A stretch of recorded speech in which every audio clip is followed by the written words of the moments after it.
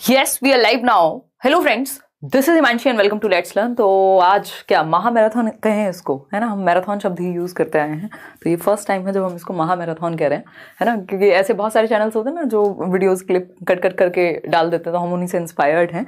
But इसके पीछे एक रीज़न भी है कि बहुत ही कॉन्सेप्चुअल वे में हम लोग डिस्कस करेंगे। मैराथन में क्या होता है कई बार कि थोड़ा सा शॉर्ट वे में या पूरा सिलेबस कंप्लीट करने के चक्कर में हम जल्दी निकल जाते हैं कुछ चीज़ों पे। तो अभी जो सीटेट का पैटर्न है वो इस तरह का नहीं है कि आप जल्दी में पढ़ लें कुछ भी। अगर आपने जल्दी में पढ़ा भी होगा, सिलेबस कंप्लीट भी किया होगा, नंबर फिर भी मुश्किल से आ पाएंगे। क्यों? क्योंकि चीज़ें बहुत ज़्यादा कॉन्सेप्चुअल बनाई हैं इन्होंने। जो स्टेटमेंट वाले क्वेश्चंस हैं, जो 4 ऑप्शंस वाले क्वेश्चंस हैं कि उसमें आपकी पेयरिंग है कि 2 सही हैं 3 सही हैं, जितने भी मुश्किल या कॉन्सेप्चुअल क्वेश्चंस, लैंग्वेज को थोड़ा घुमाया है। ऑफलाइन पेपर में और ऑनलाइन में बस इतना ही अंतर है कि लैंग्वेज को थोड़ा सा घुमा करके पूछा जाता है। तो उस केस में अगर आपके कॉन्सेप्ट्स बेहतर नहीं होंगे, आपने पढ़ा कितनी बार है ये ज़्यादा मैटर करेगा कि आपने कितना पढ़ा है उससे ज़्यादा। तो कोशिश रहेगी कि हम काम की चीज़ें कर पाएं और उनको कॉन्सेप्चुअल वे में पेपर में किस तरह से चेंज होकर के पूछी गई हैं। एक और इसका रीज़न है, ये सेशन में बाद में लेने वाली थी, उसका एक रीज़न ये भी है कि अभी वेस्ट बंगाल टेट भी है, तो उन लोगों को भी बहुत ज़्यादा हेल्प मिल जाएगी। और इसके अलावा जो लोग केंद्रीय विद्यालय की तैयारी कर रहे हैं, वैसे तो देश भर में ऐसा कोई एग्जाम नहीं है कि आप ये सेशन ना देखें उसके लिए, क्योंकि आपको इतना तो एटलीस्ट पढ़ना ही होता है, उसके ऊपर है फिर जो भी है।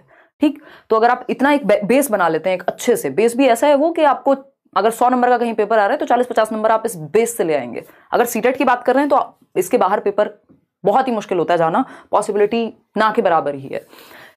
ये सेशंस जो हैं, आज का जो सेशन रहेगा, मैंने सोचा है कि आप 8-8 घंटे की मैराथन, 3-3 घंटे की मैराथन, तो ये महा मैराथन टाइम के हिसाब से नहीं है, ये कॉन्सेप्ट्स के हिसाब से है। इसको 3 दिन में मैंने डिवाइड किया सिलेबस को, क्योंकि एनईपी वगैरह आने के बाद थोड़ा सा सिलेबस भी लेंथी हुआ है, मेटाकॉग्निशन और भी कुछ चीज़ें नहीं पूछी गई।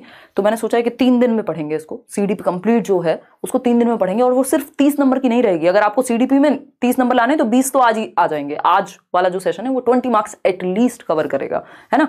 लेकिन उसके अलावा जो पेडागॉजी है अदर सब्जेक्ट की, वहां भी वो चीजें आपको हेल्प करें। ईवीएस में भी पेडागॉजी से क्वेश्चन पूछे जाते हैं, मैथ्स में भी पूछे जाते हैं, हिंदी में भी पूछे जाएंगे, इंग्लिश में भी पूछे जाएंगे। तो इस तरह से हम पढ़ें कि एक इंक्लूसिव हो जाए, वो जो हमारी स्टडी है, जो हम पढ़ रहे हैं, वो एक कंप्लीट वे में हमें समझ में आ जाए, हमारी समझ बढ़िया हो जाए। फिर उसके बाद तो आप कितने भी क्वेश्चंस प्रैक्टिस कीजिए, क्या ही दिक्कत है। तो एक तो पेन पेपर आप लेकर के बैठे ना बैठें, दिमाग अपना साथ लेकर के बैठें, पूरी एनर्जी के साथ बैठें, और शेयर कर दीजिएगा उन लोगों तक जो भी पढ़ाई कर रहे हैं, स्पेशली जिनके पास संसाधनों की कमी हो। मतलब फ़ोन तो हो, लेकिन दूर दराज किसी इलाके में आपका कोई भी दोस्त है आसपास, जितने भी लोग हैं, कि एक बार ये सेशन शांति से बैठ के समझना है, चाहे जितनी भी देर का हो। मुझे नहीं पता कितना टाइम लगेगा इसमें, बट मेरी कोशिश रहेगी लेस देन 3 आवर्स रखें, क्योंकि उसके ऊपर फिर आपकी अटेंशन बचती नहीं है। मैं अगर यहाँ 10 घंटे, क्योंकि मैंने ये इतनी बार पिछले 6 सालों में डिस्कशन किए हैं, रोज क्लासेस होती हैं, तो टीचर्स तो बहुत आसानी से पढ़ा सकते हैं 8 घंटे भी, बट उसका पॉइंट नहीं है अगर वो दिमाग में रुक ही ना पाए। और जल्दी है नहीं, क्योंकि अब एग्जाम में समय है। ठीक, और एग्जाम टाइम पे ऑफलाइन क्लास होगी, उसमें मैं 1 शॉट में करा दूंगी एक बार, लेकिन उससे पहले ये समझना जरूरी है। स्टार्ट करते हैं। जो लोग केवीएस की अगेन तैयारी कर रहे हैं वो भी जरूर देखिएगा सेशन को, क्योंकि अगेन ये टॉपिक्स थोड़ा ना चेंज हो जाएंगे। आज हम डेवलपमेंट पढ़ेंगे, इंटेलिजेंस पढ़ेंगे, और भी कई सारे टॉपिक्स हैं जो हम आज पढ़ने वाले हैं। फिर कल भी सेशन होगा, परसों भी सेशन होगा।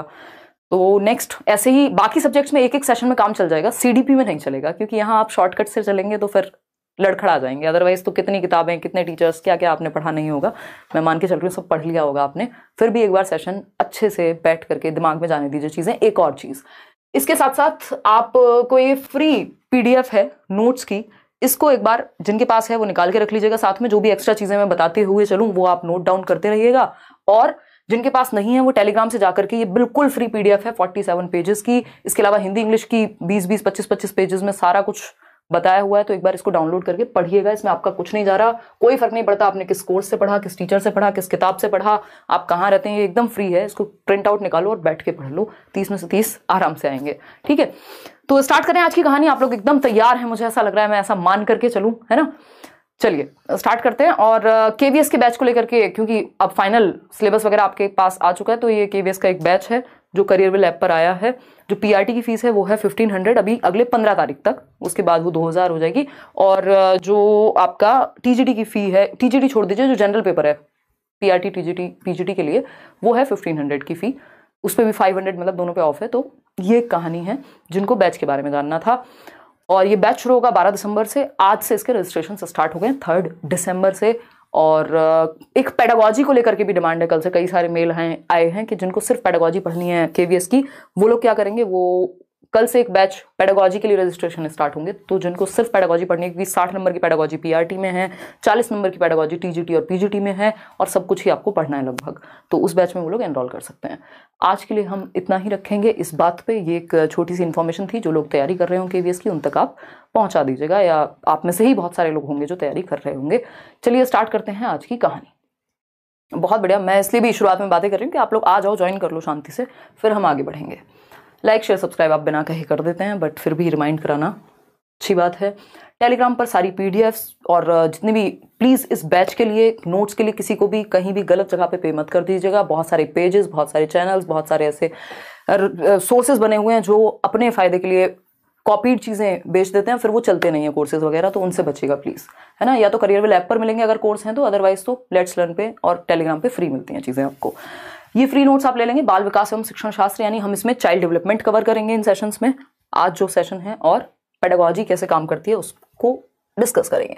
सबसे पहले ग्रोथ एंड डेवलपमेंट, इसको पढ़ना, ये पिछले 5वां साल है जब मैं मैराथन सेशन ले रही हूँ। 5 साल से मैराथन सेशन चलते हैं एग्जाम टाइम पे, तो ये जरूरी है कि ग्रोथ एंड डेवलपमेंट को हम पढ़ें, क्योंकि मैंने टॉपिक्स को डिजाइन भी वैसे ही किया है कि एकदम जिससे आप सिंपल टू कॉम्प्लेक्स जाएं, आप रिलेट कर पाएं, वो बेस बन पाए। अगर आपको ग्रोथ एंड डेवलपमेंट नहीं पता, आप इंटेलिजेंस मत पढ़िए, उससे पहले ग्रोथ एंड डेवलपमेंट पढ़ लीजिए। उससे पहले आपको अगर कोई और टॉपिक पढ़ना है तो ग्रोथ एंड डेवलपमेंट इज कि आप समझ पा रहे हैं कि कहानी चल क्या रही है। जो एक बिल्कुल नया व्यक्ति है जिसने आज से पहले कोई पढ़ाई नहीं की, वो भी ये सेशंस देखे तो एकदम समझ में आएगा, ठीक। और दूसरी बात, बहुत ज्यादा स्कोरिंग है, कम से कम 5 नंबर सीडीपी के पार्ट में ग्रोथ एंड डेवलपमेंट से आते हैं, और इसी के आधार पर फिर आपका इंडिविजुअल डिफरेंसेस, चाइल्ड डेवलपमेंट, सारी चीजें बनी हुई है। तो स्टार्ट करें, आ गए हैं अब आप लोग। चलिए बहुत बढ़िया। अगर सेशन में कोई भी दिक्कत हो तो आप बता दीजिएगा, इंटरनेट की हमारे यहाँ थोड़ी सी समस्या चल रही है कुछ दिनों से। समझते हैं कहानी क्या रहेगी। ग्रोथ एंड डेवलपमेंट, इसको सिर्फ टीचिंग लर्निंग मटेरियल की तरह लीजिएगा। जो पीछे लिखा है ये सहायक सामग्री है, मुख्य बात वो है जो मैं समझाने की कोशिश करूंगी आपको। ये सिर्फ एक, ठीक है, आपके लिए देखने के लिए है ना। चलिए समझते हैं। बहुत बढ़िया, बहुत ही बढ़िया। बफरिंग नहीं यार, यहां से एकदम ओके हैं चीजें। चलिए लाइक शेयर करिए और उत्साह के साथ पढ़िए, है ना। चलिए स्टार्ट करते हैं। एग्जाम टाइम पे वैसे भी कंसंट्रेशन हाई होता है। देखिएगा, ग्रोथ एंड डेवलपमेंट, वृद्धि एवं विकास, ये पहला टॉपिक है किसी भी एग्जाम में जब आप पेडागोजी पढ़ने जाते हैं तो। विकास एक ऐसी प्रक्रिया है जो सतत चलती है, भाई ये हमें पता है कि कॉन्टिन्यूअस प्रोसेस है जो हमेशा चलती रहती है। या मैं इन शॉर्ट कहूं तो हम कहते हैं कि परिवर्तन जीवन का नियम है, यानी change is the only constant in this world. तो दुनिया में एक ही चीज कांस्टेंट है जो कि है परिवर्तन, यानी परिवर्तन होता रहेगा, बाकी सब कुछ चेंज होना हो, लेकिन चेंज होना ये निश्चित है। जैसे आप 5 साल की उम्र में होते हैं वैसे आप 15 में नहीं होते, जैसे आप 15 में होते हैं वैसे आप 25 में नहीं होते, और जैसे आप 25 में होते हैं वैसे आप 35 में नहीं रहते। बदलाव आते हैं एक व्यक्ति में, जन्म से पहले से जो डेवलपमेंट की प्रक्रिया है आपके वूम्ब में, मदर के यानी कि गर्भ में शुरू हो जाती है, ठीक। और चेंजेस होते रहते हैं over the period of time. अगर डेवलपमेंट को एक शब्द में समझना हो तो क्या होगा, ये चेंज कहलाएगा। कॉन्सेप्ट को समझने पे ध्यान दीजिएगा, लिखने पे, रटने पे बिल्कुल ध्यान मत दीजिएगा, पेपर में फंस जाओगे, है ना। उससे अच्छा है फिर आप नोट्स ही पढ़ लो, अलग से दे दिए हैं फ्री। कॉन्सेप्ट को समझने पे ध्यान दीजिएगा। ये जो कहानी है, ये कहानी बहुत इंपॉर्टेंट है, क्योंकि जब आपको घुमा के क्वेश्चन पूछे जाते हैं तो ये कहानियां समझ में आएंगी, आपको फिर याद आएंगी। यानी डेवलपमेंट एक शब्द में कहें तो क्या है, चेंज है, परिवर्तन है, जो आप में जन्म से लेकर के और मृत्यु तक होते रहते हैं। इसलिए इवन जन्म से भी पहले से, अगर हम कहें गर्भ से शुरू हो जाते हैं परिवर्तन, तो चेंज का नाम ही हम कहीं ना कहीं डेवलपमेंट कह सकते हैं। लेकिन ये रैंडम चेंजेस नहीं हो सकते। एक दिन आप सो करके उठे और आपकी आंख पे स्वेलिंग मिली और आपने कहा ये डेवलपमेंट है, नहीं, ये डेवलपमेंट नहीं है। एक तो डेवलपमेंट रैंडम नहीं होता, रैंडम चेंजेस को, अचानक से हुए परिवर्तनों को हम डेवलपमेंट नहीं कहते। ऑर्डरली चेंजेस को, सीक्वेंस में हुए चेंजेस को, क्रम में हुए चेंजेस को, प्रोग्रेसिव चेंजेस को, जिससे बेहतरी की तरफ हम जा रहे हो, वो डेवलपमेंट है ना। तो डेवलपमेंट क्या है, एक ऐसी प्रक्रिया जो सीक्वेंशियल होती है, एक क्रम में होती है। भाई पहले आप बच्चे होते हैं, फिर आप एक किशोरी या किशोर बनते हैं, यानी एडोलेसेंस में जाते हैं, फिर अडल्टहुड में जाते हैं। एक क्रम में चल रही है दुनिया में चीजें, जो डेवलपमेंट की प्रक्रिया है वो क्रम में चलती है और सीक्वेंस में चलती है, अगर इसी बात को हम दूसरे शब्दों में समझना चाहें। और क्या है, प्रोग्रेसिव है, बेहतरी के लिए होने वाले परिवर्तन है ना। तो आप जिन चीजों पे 5 साल में रोया करते थे, उन खिलौनों पे आज आप 15 साल में नहीं रोते हैं, और जिन खिलौनों पे आप 15 साल में रोते थे उन पे 25 में नहीं रोते हैं। आप डिफरेंट तरीके के खिलौने हैं जिन पे आप रोते हैं, है ना। अब रोना कांस्टेंट है, लेकिन मजाक कर रही हूं। तो ये क्या हुआ, डेवलपमेंट एक ऐसी प्रक्रिया जिसमें परिवर्तन होते रहते हैं और परिवर्तन होने भी चाहिए। तो ये चेंजेस कैसे हैं, इसमें 2-3 शब्द लिखेंगे। एक तो ये सीक्वेंशियल चेंजेस हैं, सीक्वेंस में होने वाले क्रमिक परिवर्तन हैं। अगर मैं कहूं ऑर्डरली चेंजेस हैं, अगेन एक ऑर्डर में, एक क्रम में होते हैं, एक पैटर्न फॉलो करते हैं। और क्या है, प्रोग्रेसिव हैं, प्रगतिशील हैं, है ना, प्रगतिशील हैं, प्रोग्रेसिव चेंजेस हैं, बेहतरी के लिए होने वाले परिवर्तन हैं। हम प्रोग्रेसिव एजुकेशन भी पढ़ते हैं ना, यानी बेहतरी के लिए, जिसमें हम आगे बढ़ रहे हो, है ना, पीछे ना जा रहे हो।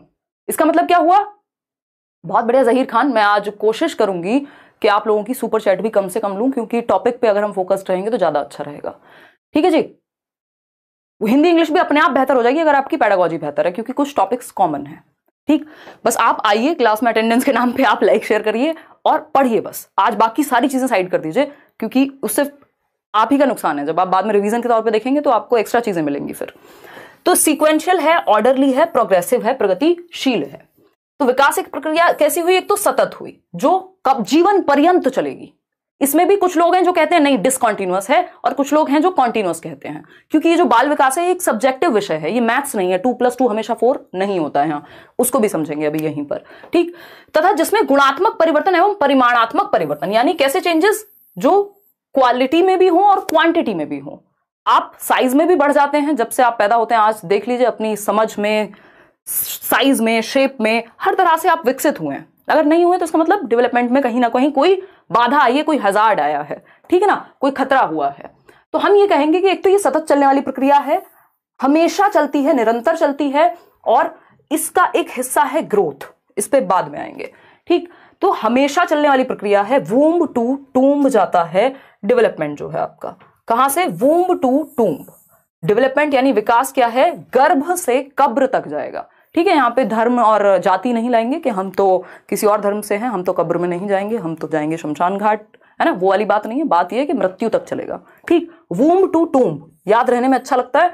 वूम्ब यानी मां के गर्भ से, जब से आपका कॉन्सेप्शन पीरियड जिसको हम कहते हैं, गर्भाधान के समय से ही विकास की प्रक्रिया शुरू हो जाती है। आपका ब्रेन डेवलप होगा, आप डेवलप होंगे, दिल की धड़कन डेवलप होगी, है ना, और 70 तरह के कार्यक्रम शुरू हो जाते हैं। आप पेट के अंदर से क्या क्या बोलते हैं उसको, कुछ तो बोलते ही होंगे, पुश कर रहे हैं, बेबी बम्प बोलते हैं, जो भी है। तो ये क्या हुआ, डेवलपमेंट की प्रक्रिया है। ठीक, वूम्ब टू टूम्ब चल रही है, रुकेगी नहीं कभी भी, गर्भ से कब्र तक चलेगी। कॉन्सेप्शन टू डेथ भी लिख सकते हैं इसको दूसरी भाषा में। कॉन्सेप्शन यानी गर्भ से मृत्यु तक, कॉन्सेप्शन टू डेथ। देखिएगा शब्द बदलेंगे, क्योंकि शब्दों का खेल है सीडीपी में, पेडागोजी में शब्दों का खेल है। तो शब्द बदलेंगे, इसको आप कॉन्सेप्शन पीरियड कह लीजिए, आप इसको गर्भाधान का समय कह लीजिए, आप इसको वूम्ब कह लीजिए। ठीक, लेकिन डेवलपमेंट चलेगा सतत रूप से। ठीक, अगर हम डेवलपमेंट की बात करें तो डेवलपमेंट में 2 तरह के चेंजेस होते हैं। एक होता है क्वांटिटी में चेंज, यानी आपकी हाइट, आपका वेट, आपका साइज, ये सब बढ़ गए। आप इतने से थे, मम्मी बोलती होंगी इतने से थे, और अभी इतने बड़े हो गए हैं, अब तो आपसे बड़ा कोई है नहीं। ठीक है, तो ये क्या हुआ, आपके साइज शेप में परिवर्तन है, स्ट्रक्चर में परिवर्तन है। इसके साथ साथ आपके अंदर फंक्शनल चेंजेस भी आते हैं, क्वालिटेटिव चेंजेस भी आते हैं, जिनको हम गुणात्मक परिवर्तन कह रहे हैं, कि आपकी समझ भी बेहतर होती है। जिन जोक्स पर आप 4 साल पहले हंसते थे, जिन रील्स को देख करके आज आप हंसते हैं, हो सकता है 2 साल बाद आप कहेंगे यार मैं कितना बेवकूफ था। क्या हुआ, बेहतर हुए हैं आप, डेवलपमेंट हुआ है, प्रोग्रेसिव चेंजेस आए हैं। ठीक है, तो हम ये कहेंगे कि गुणात्मक परिवर्तन, आपकी समझ, आपकी सोशल अंडरस्टैंडिंग, क्योंकि विकास के कई पक्ष हैं। तो आप शारीरिक रूप से भी बढ़ते हैं, सामाजिक रूप से भी बेहतर होते हैं, इमोशनली भी बेहतर होते हैं, हर एक पक्ष में, संज्ञानात्मक, आपके बौद्धिक पक्ष में भी आप बेहतर होते हैं। तो विकास के कई आयाम हो गए, विकास एक बड़ी प्रक्रिया हो गई, इतनी बात हमें समझ में आ रही है। ये कोई एक सिंगल शब्द नहीं है, जिस बात से हमने शुरुआत की थी, चेंज में दुनिया भर के चेंजेस हैं, है ना, चाहे वो हमारे फिजिकल चेंजेस हो, जिसको हम स्ट्रक्चरल चेंजेस, संरचनात्मक परिवर्तन कहते हैं, चाहे वो हमारे फंक्शनल यानी प्रकार्यात्मक परिवर्तन हो। ठीक है, इसका एक हिस्सा है, डेवलपमेंट का एक हिस्सा है, क्योंकि हमने समझा डेवलपमेंट में क्या है, क्वांटिटी भी शामिल है और क्वालिटी भी शामिल है। ठीक, इसका ही एक हिस्सा है जिसको हम वृद्धि कहते हैं, ग्रोथ कहते हैं, ये विकास का हिस्सा है। ये सिर्फ परिपक्वता तक चलती है। परिपक्वता कब है, जब तक आपका प्रॉपर बॉडी और माइंड आपका फुल डेवलप होगा। अडल्टहुड से पहले पहले निपट जाएगी, जो ग्रोथ है वो रुक जाएगी, है ना, मेच्योरिटी तक चलेगी, परिपक्वता तक चलेगी। मेच्योरिटी क्या है, इस पे भी अभी आएंगे। ठीक, तो हम ये कहेंगे कि ग्रोथ एक हिस्सा है। ग्रोथ क्या हुई, छोटी हो गई, डेवलपमेंट बड़ा हो गया। ये देख रहे हैं ना आप, ये निशान बचपन में हम पढ़ते थे गणित में कि डेवलपमेंट क्या है, development is greater than growth, या डेवलपमेंट अपने अंदर ग्रोथ को शामिल करके रखता है। जो भी सब कुछ ग्रोथ में आएगा वो डेवलपमेंट का हिस्सा अपने आप है। ठीक, तो डेवलपमेंट मोर इंक्लूसिव हुआ, ज्यादा समावेशी हुआ, ज्यादा ब्रॉड यानी व्यापक हुआ, ज्यादा व्यापक हुआ, हम ये कह सकते हैं डेवलपमेंट के विषय में। ठीक है, इतनी बात, कोई दिक्कत नहीं है इस बात को समझने में। अब जब हम वृद्धि की बात कर रहे हैं, ग्रोथ की बात कर रहे हैं, तो ग्रोथ में वो परिवर्तन है जो हमारे स्ट्रक्चर में, हमारे संरचना में, हमारी बनावट में परिवर्तन है। जैसे हमारी हाइट बढ़ गई, हमारा वेट बढ़ गया, हमारी शेप और साइज कभी मोटे हो गए, कभी पतले हो गए, कभी कुछ हुआ, नेल्स बढ़ गए, ये सब क्या है, ग्रोथ का हिस्सा है कि आपके अंदर ग्रोथ आ रही है, साइज, शेप, क्वांटिटी में आप परिवर्तन आपके अंदर आ रहा है, परिमाणात्मक परिवर्तन या मात्रात्मक परिवर्तन आपके अंदर आ रहे हैं, ये है ग्रोथ। इसका रुकना जरूरी भी है मैच्योरिटी आने के बाद, क्योंकि सोचिए, इमेजिन कीजिए अगर आपकी हाइट हमेशा बढ़ती रहती है ना, तो कहां तक आप पहुंचते, फिर हम सभी कहीं खड़े नहीं हो पाते, किसी का कोई घर नहीं होता, बस हाइट बढ़ रही है, हाथ बढ़ रहे हैं, और जो आप मूवीज में देखते हैं ऐसे वो लंबे से हाथ कहीं भी, या भूत के जो हाथ होते हैं ना, वैसी वाली स्थिति हो जाती। तो ग्रोथ एक टाइम के बाद रुकना आवश्यक भी है, हम ये कह सकते हैं। तो मैच्योरिटी के आसपास जाकर के ग्रोथ आपकी स्टॉप हो जाती है, रुक जाती है। मैच्योरिटी क्या है? मैच्योरिटी एक ऐसा पक्ष है जिसको हम परिपक्वता कहते हैं, जो हाईली रिलेटेड टू हेरिडिटी होता है, यानी कि आनुवांशिकता से संबंधित होता है। हमारे जो जेनेटिक कोडिंग है, जो हमारे जीन्स हैं, उनमें कोडिंग है कि भैया आप मान लीजिए बच्चा पैदा तो हुआ है हाथ पैर के साथ ही, लेकिन क्या आप उसको साइकिल चलाना सिखा देंगे जब वो पैदा हुआ है अगले 2 महीने में? नहीं, क्योंकि वो मैच्योर नहीं है। वो हेरिडिटी से जो क्षमताएं अनफोल्ड होती हैं, जो कैरेक्टरिस्टिक्स, जो विशेषताएं समय के साथ अनफोल्ड होंगी, टाइम के साथ अनफोल्ड होने वाले कैरेक्टरिस्टिक्स मैच्योरिटी के अंदर आते हैं ड्यू टू हेरिडिटी। क्योंकि आपकी हेरिडिटी में एक वो कोडिंग है कि इस एज में इतनी ताकत इन पैरों में आ जाएगी अगर सब कुछ सही रहा, एनवायरमेंट से लेके और सारी स्थिति अगर नॉर्मल रही तो। ठीक है जी, बात, इतनी बात, कोई दिक्कत नहीं है इस बात को समझने में। चीजों को जोड़ के पढ़ना है, अदरवाइज तो कोई अंतर नहीं रहेगा, फिर आप रट लीजिए या कुछ भी करिए, फिर कोई फायदा नहीं है। अगर हम कनेक्ट करके नहीं पढ़ेंगे तो पेपर में हम फंसेंगे फिर, क्योंकि धीरे धीरे चीजें इसी तरह से कॉम्प्लेक्स हो रही हैं, सिलेबस चेंज नहीं हो रहा, क्वेश्चंस की क्वालिटी बेहतर हो रही है। ठीक है जी, तो यहां पे हमने 2 चीजें समझी, एक तो सतत चलता है विकास, जीवन पर्यंत चलेगा विकास। अब ये डिसकंटिन्यूअस कब होता है, अनिरंतर कब होता है, इसकी चर्चा पियाजे और वाइगोस्की के केस में कल करेंगे, वहां आप अच्छे से समझ पाएंगे। लेकिन नॉर्मल केस में वो एक्सेप्शंस हैं एक तरह के, या वो 2 अलग लोग हैं जो अलग तरीके से बात कर रहे हैं। लेकिन डेवलपमेंट क्या है? एक सतत प्रक्रिया है। जब तक किसी का नाम ना लिखा हो तो आप इसके चक्कर में मत पड़िएगा, सिंपल समझिएगा, कॉन्टिन्यूअस की बात हो रही है। डेवलपमेंट क्या है? वूम टू टूम जाएगा, गर्भ से कब्र तक जाएगा, कभी भी रुकेगा नहीं। इसमें 2 चीजें हमने अभी जानी, यहां देखते हैं। एक चीज हमने पढ़ी क्वांटिटी, क्वांटिटी यानी मात्रा। क्वांटिटी समझते हैं ना, आधा किलो चीनी लेकर के आए आप, वो क्वांटिटी है उसकी। मात्रा मतलब जिसको आप मेजर कर सकें यूनिट्स में, किलोग्राम में। हाइट को आप इंचेस में मेजर कर लेते हैं, सेंटीमीटर में मेजर कर लेते हैं, आप माप सकते हैं मेजरिंग यूनिट्स में। तो जितनी वृद्धि के जितने भी पक्ष हैं उनको मापना संभव है मेजरिंग यूनिट्स में। किलोग्राम को आप, वेट को किलोग्राम में, शेप साइज आप मोटे कितने हो रहे हैं उसको भी आप सेंटीमीटर में माप लेते हैं, इंचेस में माप लेंगे कितना फैट आया। ठीक, लेकिन क्वालिटेटिव कुछ चेंज ऐसे होते हैं जिनका मापन डायरेक्टली या एक्यूरेटली संभव नहीं होता, यानी गुणात्मक परिवर्तन। भाई आप कितने इमोशनली मैच्योर व्यक्ति बने हैं पिछले कुछ सालों में, इसका असेसमेंट किया जा सकता है, इसका आकलन कर सकते हो, इसका अंदाजा लगा सकते हो। इसको ऐसे थोड़ी कह सकते हो कि अब मेरी समझ 250 ग्राम बढ़ गई है पिछले 2 साल से, है ना मम्मी, अब तो मैं बड़ा हो गया हूं तो मेरी समझ 250 ग्राम बढ़ गई। समझ को मापने का ऐसा कोई तरीका नहीं है। ठीक, तो हम ये कहेंगे, और भी कई पक्षों को माप नहीं सकते आप सोशली कितने बेहतर हो गए कैसे मापेंगे? तो हम ये कहेंगे कि गुणात्मक और मात्रात्मक दोनों ही तरह के परिवर्तन किस में आएंगे? विकास में आएंगे। ठीक, इन दोनों को अगर मिला दें तो ये डेवलपमेंट का हिस्सा होगा, क्योंकि वृद्धि जो है वो अपने आप में विकास का हिस्सा है। लेकिन सिर्फ मात्रात्मक परिवर्तन अगर हमसे पूछेगा, हम कहेंगे ग्रोथ का यानी वृद्धि का पार्ट है, जिसमें हमारी मात्रा में परिवर्तन, स्ट्रक्चर में, हमारे शरीर की बनावट में परिवर्तन, और यहां पे फंक्शनल, हमारी फंक्शन करने की क्षमता। अब हम आपको जिस चीज को समझने में 2 घंटे लगते थे, हो सकता है आज आप 1 घंटे में समझ पाएं, 20 मिनट में समझ पाएं। क्यों? क्योंकि समय के साथ आपने अपने ऊपर काम किया है, आपकी समझ पे काम किया है, चीजों को गहन किया है, अपनी समझ को इन डेप्थ आपने सीखा है, समझा है। तो ये क्या हुई कहानी? ये हुई क्वालिटेटिव चेंजेस की। ठीक है, तो एक छोटी छोटी सी बातें करते रहेंगे बीच बीच में, देखिएगा। तो विकास क्या है? क्वालिटेटिव और क्वांटिटेटिव दोनों है। वृद्धि सिर्फ परिमाणात्मक होती है, मात्रात्मक होती है, यानी क्वांटिटी वाली होती है। अगर दोनों ऑप्शन, मान लीजिए अगर डेवलपमेंट की बात करें, आपको फंसाने के लिए क्या होगा, डेवलपमेंट के केस में लिखा होगा एक तो आंसर आता है कि डेवलपमेंट क्या है, आप कहेंगे क्वालिटेटिव है। लेकिन अगर आपके पास दोनों ही ऑप्शन हो कि क्वांटिटेटिव भी है और क्वालिटेटिव भी है, तो आप क्या कहेंगे, बोथ, है ना, ये दोनों है। लेकिन अगर सिर्फ एक ऑप्शन है तो आप कहेंगे भाई ये तो होता है गुणात्मक डेवलपमेंट। वहीं वृद्धि की जब भी बात आएगी तो ये सिर्फ और सिर्फ क्वांटिटेटिव होगी, मात्रात्मक होगी, स्ट्रक्चरल होगी, परिमाणात्मक होगी, जिसका परिमाण, जिसका मापन संभव होगा किसी भी एक मेजरिंग यूनिट से। जिस चीज को आप माप नहीं सकते वो वृद्धि थोड़ी हुई। और वृद्धि क्या शारीरिक पक्षों से ही जुड़ी हुई होती है, शरीर के परिवर्तनों से। चलिए समझते हैं इसको। अगर आपको लिख करके समझना है तो क्वालिटेटिव यानी गुणात्मक परिवर्तन क्या है, वे ऑफ डूइंग समथिंग, आपकी कार्यशैली बेहतर हो गई है, आपका काम करने का तरीका बेहतर हो गया है। ये क्या है बताइए, ये क्या हुआ? हाँ, बातें कम कीजिए, आज आप फोकस कीजिए। तो ये जो गुणात्मक परिवर्तन है, आपका कार्यशैली में परिवर्तन आ गया, आपकी राइटिंग बेहतर हो गई समय के साथ, आपने कोशिश की, थोड़ा सा उस पर प्रैक्टिस की, एफर्ट किया, फिर आपकी उंगलियां भी थोड़ी मैच्योर हुई होंगी। जब आप छोटे होंगे, पेन पकड़ा होगा पहली बार तो उतने अच्छे से नहीं लिखा होगा। तो ये क्या हुआ, कार्यशैली में, वे ऑफ डूइंग समथिंग। अब ये फिजिकली भी हो सकता है, मेंटली भी हो सकता है। कार्य क्षमता, ability to do something, emotional understanding, ये सब आपके अंदर बेहतर हो रही है, यानी क्वालिटेटिव चेंजेस की बात हो रही है, डेवलपमेंट की बात हो रही है। क्वांटिटेटिव यानी परिमाणात्मक, आपकी height, weight, shape, size body का, ये सब बढ़ना क्या है, परिमाणात्मक है।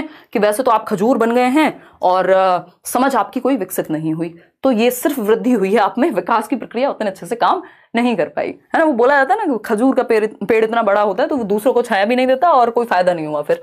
तो अगर हम बात करें तो डेवलपमेंटल चेंजेस आर प्रोग्रेसिव, ये बात हम कर चुके हैं। पीओएस से याद रखिएगा, इसमें मैं आपको बहुत सारे शॉर्ट निमोनिक्स बताऊंगी, जो टेक्निक होती है याद करने की, इसमें कोई रट्टेबाजी नहीं है। ये निमोनिक एक टेक्निक है जिससे आप चीजें याद रख सकते हैं, ये हम बहुत पहले से यूज करते हैं। पीओएस बोले तो डेवलपमेंटल चेंजेस प्रोग्रेसिव हैं और क्या है, ऑर्डरली हैं, सिक्वेंशियल हैं, ठीक है। ये हम 3 बातें याद रखेंगे। रैंडम चेंजेस को डेवलपमेंट में नहीं रखते, रात को बुखार हो गया था, सुबह उठे थे, आंखों पे स्वेलिंग आ गई थी, ये हो गया था, नहीं, रैंडम है, ये परिवर्तन खत्म हो जाएगा, चला जाएगा, ठीक। तो सतत का अर्थ होता है कि लगातार चलता है, और पीछे की अवस्था पर पुनः ध्यान नहीं देना शायद उतना सही नहीं होगा, इसको ऐसे समझ सकते हैं कि रिवर्सिबल नहीं होता डेवलपमेंट, लेकिन मॉडिफिएबल होता है। ध्यान रखिएगा, ये क्वेश्चंस आपको, ये इतना सब कुछ हम क्यों पढ़ रहे हैं, क्योंकि जब 4 ऑप्शंस होंगे ना और उनके भी 4 ऑप्शंस होंगे तो एक एक चीज पे आपको क्लैरिटी होनी चाहिए। तो डेवलपमेंट क्या है, कॉन्टिन्यूअस है, यानी ऐसा नहीं हो सकता आज आप 5 साल के हैं, कल आप 3 साल के बन जाएंगे, अब से 3 साल बाद आप उल्टा 3 साल के हो गए, मतलब उम्र आपकी कम हो रही है। रिवर्सिबल नहीं है, इसकी ऐसे नहीं कर सकते हम कि इसको वापस से वहीं पहुंचा दें जहां से शुरू हुआ था, रिवर्सिबल नहीं है। जैसे वो ऑटो देखा होगा आपने, है ना, ऑटो में रिवर्स गियर नहीं होता, वो धक्का मार के पीछे करना पड़ता है उनको ज्यादातर केस में, जितना मैंने देखा है। तो रिवर्स गियर नहीं है डेवलपमेंट में, धक्का मार के पीछे करना चाहते हैं तो देख लीजिए। तो डेवलपमेंट क्या है, नॉट रिवर्सिबल बट मॉडिफिएबल। दोनों वर्ड्स को ध्यान से समझिएगा, बहुत काम की चीज है। रिवर्सिबल नहीं होता, इसको आप वापस से किसी स्टेज पे नहीं पहुंचा सकते, बट मॉडिफाई तो कर सकते हैं, परिवर्तन तो कर सकते हैं, चेंज तो कर सकते हैं। तो मॉडिफिएबल तो ये है, मॉडिफिएबल तो है लेकिन रिवर्सिबल नहीं है। रिवर्सिबल का मतलब है बिल्कुल आपने जादू की छड़ी घुमाई, वो जो शकलक बुम बुम वाली, और जो चाहे कर दिया, या डोरेमोन के गैजेट्स आपको मिल गए। लेकिन मॉडिफिएबल में आप मॉडिफाई कर सकते हैं। आप मान लीजिए कुछ मुद्दों पे बहुत ही इंसेंसिटिव थे, कल तक जेंडर बायस एक व्यक्ति थे, जेंडर स्टीरियोटिपिकल एक व्यक्ति थे, बट समय के साथ आपने अपनी समझ को बेहतर किया, आपने मॉडिफाई किया खुद को, है ना, मॉडिफिकेशन आ गया आप में। रिवर्स तो आप नहीं कर पाएंगे अगर आपने किसी के साथ कुछ कर दिया होगा उस चक्कर में, उस समझ के आधार पर। तो क्या होगा, मॉडिफिकेशन संभव है, मॉडिफिकेशन संभव है डेवलपमेंट में, चेंज संभव है, बट रिवर्सिबिलिटी संभव नहीं है। ये आप तब और अच्छे समझेंगे जब आप स्टेजेस को पढ़ेंगे, है ना। आज आप एक अडल्ट हैं, कल बच्चे नहीं बन सकते। हरकतें आप बच्चे जैसी करने लग जाएं बात अलग है, बट आपकी एज रिवर्सिबल नहीं हो सकती। वो जितना भी परिवर्तन हो गया है वो रिवर्सिबल नहीं हो सकता। विकास की अगर हम बात करें डेवलपमेंट की, जिसका हिस्सा है वृद्धि, वृद्धि में हम पढ़ रहे थे कि सिर्फ शारीरिक परिवर्तन शामिल है, फिजिकल एस्पेक्ट से रिलेटेड होती है वृद्धि, जबकि विकास एक ऐसी प्रक्रिया है जिसमें मल्टी डायमेंशनल चीजें शामिल हैं, कई सारे एस्पेक्ट शामिल हैं। ये 4 मुख्य प्रकार हैं विकास के। मानसिक पक्ष में भी होगा, सामाजिक पक्ष में भी होगा, संवेगात्मक पक्ष में भी होगा, अलग अलग पक्ष हैं विकास के। जो 4 महत्वपूर्ण पक्ष हैं इनको हम PCSE कहते हैं। ये ट्रिक आपकी लिखी हुई है नोट्स में, ऐसे ही दिया हुआ है, ठीक है ना।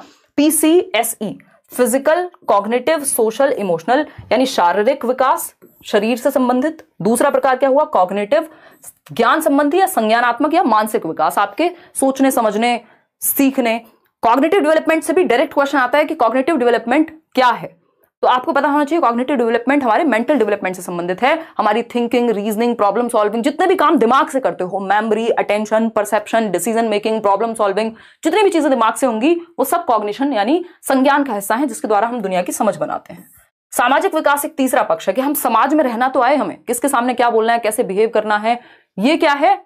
ये है हमारा सामाजिक विकास। फिर आता है सांवेगिक विकास यानी इमोशनल डेवलपमेंट। भाई जैसे आप अपने दोस्तों के सामने होते हैं वैसे घर में नहीं होंगे ना पिताजी के सामने। पिताजी को यार कहिए, पिताजी कहेंगे पैसे बर्बाद कर दिए, इतना पढ़ा लिखा के कोई फायदा तो है नहीं, ये तो हमें ही यार बोल रहे हैं। ठीक है, तो सोशल डेवलपमेंट और इमोशनल डेवलपमेंट यानी आपको पता है किसके सामने इमोशंस आप कंट्रोल कर पाते हैं, कहां आप नहीं कर पाते हैं, या कैसे इमोशंस को आप मैनेज करेंगे, कितने उनके प्रति अवेयर होंगे। तो ये चार मुख्य प्रकार हैं विकास के, फिजिकल, कॉग्निटिव, सोशल और इमोशनल। ठीक, यानी आप शारीरिक पक्ष में भी बेहतर हो रहे हैं, आप संज्ञानात्मक अपनी समझ के साथ भी आपका विकास हो रहा है, सामाजिक रूप से भी आप विकसित हो रहे हैं, और इमोशनली यानी आप इमोशंस, देखिए ना, कई बार आपको लगता होगा जिन चीजों पे आप पहले रो देते होंगे आसानी से, आज रो नहीं पाते होंगे। इसका मतलब ये नहीं कि आप दुखी बहुत होते हैं और रो नहीं पाते हैं, वो अलग अपने आप में प्रॉब्लम हो गई, बट इसका सिंपल मतलब ये है कि आप इमोशनल डेवलपमेंट आपका बेहतर हुआ। जब आप पहली बार स्कूल जा रहे थे तो रो के जा रहे थे, समय के साथ मजे आने लग गए आपको स्कूल जाने में, तो इमोशनली आप ज्यादा मैच्योर हो गए या आपका डेवलपमेंट हुआ, हम ये कह सकते हैं। ठीक है बात। तो विकास के चार प्रकार, इनका सीक्वेंस भी जनरली यही रहता है, शारीरिक, संज्ञानात्मक, सोशल और इमोशनल, इंटर रिलेटेड होते हैं आपस में, इसीलिए आप ये देख रहे हैं एरोज बने हुए हैं। क्या है? ये एक दूसरे से संबंधित हैं। ऐसा नहीं हो सकता कि शारीरिक विकास अलग चलेगा, संज्ञानात्मक अलग चलेगा, कोई फर्क ही नहीं पड़ रहा एक दूसरे का। फिजिकल, कॉग्निटिव, सोशल और इमोशनल। ठीक, विकास के मुख्य पक्ष चार ही हैं, इसके अलावा आपने देखे होंगे पेपर में, अच्छा मॉरल डेवलपमेंट भी कोई चीज होती है, लैंग्वेज डेवलपमेंट भी कोई चीज होती है, तो उस केस में अभी हम आगे पढ़ेंगे कि कैसे कैसे कौन से पक्ष जुड़े हुए हैं। अच्छा एक चीज ध्यान रखिएगा, स्पिरिचुअल डेवलपमेंट जैसा कुछ नहीं है, साइकोलॉजिकल कई बार देखने को मिल जाएगा, वो भी कोई हिस्सा नहीं होता, वो आपको भटकाने के लिए ऑप्शंस में डाला जाता है। तो ये आपस में अंतः संबंधित है, इंटर रिलेटेड है सभी पक्ष। मान लीजिए आपको चोट लगी है तो हो सकता है कि आपका दिमाग भी उस दिन ठीक से काम ना करे, स्पेशली मान लीजिए किसी का एक्सीडेंट ही हो गया, भगवान ना करे हो, बट होते हैं एक्सीडेंट्स। उस समय आप उससे पूछिए, उसको हो सकता है होश भी ना रहा हो, उसके दिमाग ने उतना भी काम ना किया हो कि क्या हुआ था, वो भी ना बता पाए, लैंग्वेज का भी ठीक से यूज ना कर पाए। तो क्या हुआ? शारीरिक विकास पर प्रभाव पड़ने से संज्ञानात्मक विकास पर भी प्रभाव पड़ा। सोशली भी आप अगर बहुत ज्यादा परेशानी में है, पेन में है, तो आप किसी को कुछ भी बोल सकते हैं, आपके इमोशंस पे भी कंट्रोल चला जाता है कई बार, है ना, या आप नम हो जाएंगे बिल्कुल। तो ये क्या हुआ? विकास के सभी पक्ष एक दूसरे को प्रभावित करते हैं। अगर बच्चे का शारीरिक विकास बचपन में मान लो गिर गया, वो जो कि बहुत सेंसिटिव पीरियड है, 6 महीने का था, गिर गया, अगर कोई दिक्कत आ गई ब्रेन में या शरीर में, तो वो उसके आगे आने वाले विकास में, उसके दिमाग के विकास में भी प्रॉब्लम क्रिएट कर सकती है, उसके सामाजिक विकास में भी, और भी 70 तरह से प्रॉब्लम बन सकती है। सही है बात कि नहीं है? है ना, बहुत ही बढ़िया। मैमुन कह रहे हैं मैं आपका नया सब्सक्राइबर हूं, बहुत अच्छे से पढ़ाती हैं, अच्छा धन्यवाद मैमुन। चलिएगा खैर, अब इसको और डिटेल में समझने का प्रयास करते हैं। अगर हम सबसे पहले विकास की बात करें, पीसीएसई दिमाग में रखिएगा, ये छोटी छोटी ट्रिक्स हैं, निमोनिक्स हैं, जो आपके नोट्स में मैंने मेंशन करा दिए हैं, इनको आप ध्यान में रखिएगा। ठीक, फिजिकल डेवलपमेंट जो विकास का पहला प्रकार है, शारीरिक विकास इसको हम हिंदी में कहेंगे, यानी आपकी हाइट, आपकी ऊंचाई, आपकी लंबाई, वेट, आपका वजन, साइज, शेप, इन सब का बढ़ना फिजिकल डेवलपमेंट से संबंधित है। फिजिकल डेवलपमेंट में सिर्फ आपके शरीर का बढ़ना नहीं, आपके अंदर ताकत कितनी बेहतर आ रही है, आप एक्यूरेसी से कोई चीज कितनी बेहतर तरीके से कर रहे हैं, तो ये भी फिजिकल डेवलपमेंट से जुड़ा हुआ होता है। इसका दूसरा नाम होता है, या इसी के अंदर एक पक्ष है फिजिकल डेवलपमेंट से रिलेटेड, जिसको मोटर डेवलपमेंट कहते हैं, है ना। क्वेश्चन आपको पेपर में ऐसे भी दे सकता है कि फिजिकल डेवलपमेंट यानी विकास के 6 प्रकार हैं, उसमें लिखा होगा मोटर डेवलपमेंट अलग, फिजिकल अलग, सोशल अलग, फिर उसमें मॉरल डेवलपमेंट अलग, तो ऐसे तो अंतहीन प्रकार हो जाएंगे। मुख्य जो प्रकार हैं वो 4 हैं, फिजिकल, कॉग्निटिव, सोशल और इमोशनल। बाकी हम खेलेंगे किसके हिसाब से? क्वेश्चंस के हिसाब से। ठीक है जी, चलिए बहुत बढ़िया, लाइक शेयर खुशी खुशी करते रहना है। देखिएगा, तो हम देख रहे हैं जब हम ये डेवलपमेंट की प्रक्रिया है, स्पेशली शारीरिक विकास की, कि आप पहले घिस घिस के चलना सीखते हैं, है ना, क्रॉलिंग सीखते हैं, स्क्रॉल ही याद रहता है आजकल इंटरनेट के जमाने में, फिर आप बैठना सीखते हैं, फिर आप खड़े होना सीखते हैं, फिर आप चलना सीखते हैं, फिर आप दौड़ना सीखते हैं। एक तो ये क्रम हो गया। दूसरा शारीरिक विकास है, ये आप बड़े होते जा रहे हैं। मोटर डेवलपमेंट इसी संबंधित है। मोटर डेवलपमेंट क्या है? हमने देख लिया, फिजिकल का मतलब है हमारी हाइट, वेट, साइज, शेप बढ़ रहा है। मोटर डेवलपमेंट मतलब गत्यात्मक विकास, इसको हिंदी में गत्यात्मक विकास कहते हैं। मोटर मतलब गति, वो मोटर नहीं होती घर में पानी की मोटर होगी, वो भी क्या करती है, गति करती है ना एक तरह से। तो गत्यात्मक विकास, गति का विकास आपके अंदर, यानी सिर्फ हाइट वेट साइज शेप बढ़ गया वो उतने से नहीं चलेगा। आपके अंदर वो स्पीड आई कि नहीं आई, एक्यूरेसी आई कि नहीं आई, प्रिसीजन है कि नहीं है, सटीकता से कोई काम कर पा रहे हैं या नहीं है। पहले आप कै भी लिखते थे तो पता नहीं कैसा कै लिखते होंगे, या ए भी लिखते होंगे तो कैसा ए बना पाते होंगे, लेकिन धीरे धीरे समय के साथ सटीकता आई, प्रिसीजन आया, एक्यूरेसी आई। यही मोटर डेवलपमेंट है कि अब आप कितनी तेजी से भाग लेते हैं, कितनी तेजी से कूद लेते हैं, यानी कार्यशैली में आपके जब आप कुछ कर रहे हैं तो उसमें सटीकता, उसमें प्रिसीजन, उसमें कंट्रोल, उसमें स्पीड, एक्यूरेसी कितनी है। ये सब चीजें किससे संबंधित हैं, बताइएगा बताइएगा बताइएगा बताइएगा, किससे संबंधित है, मोटर डेवलपमेंट से। क्या कुछ देखने में सुनने में समस्या आ रही है क्या, बताओ एक बार। नाम लीजिए, किरण आज नाम किसी का नहीं लेना है, फिर भी आपका ले लिया एक्सेप्शन में मैंने, ठीक है। तो ये बात हुई मोटर डेवलपमेंट की। मोटर डेवलपमेंट भी दो प्रकार का है, आपके फेवरेट दो लेटर है ना, जी और एफ ना, जी एफ। नींद तो खुली गई होगी दो चार लोगों की, एक बार बात कर लिया करो बस क्लास में, बाकी हम खुश रहते हैं, ठीक। जीएफ बोले तो ग्रॉस मोटर स्किल्स और फाइन मोटर स्किल्स, ठीक।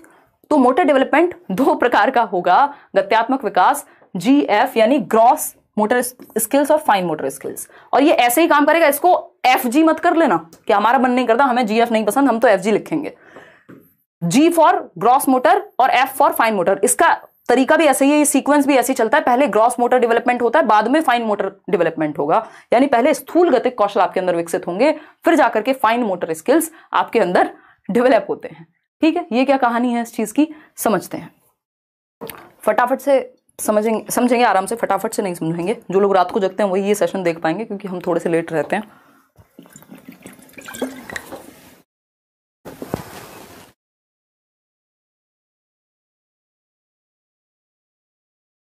देखिएगा, बहुत ही बढ़िया।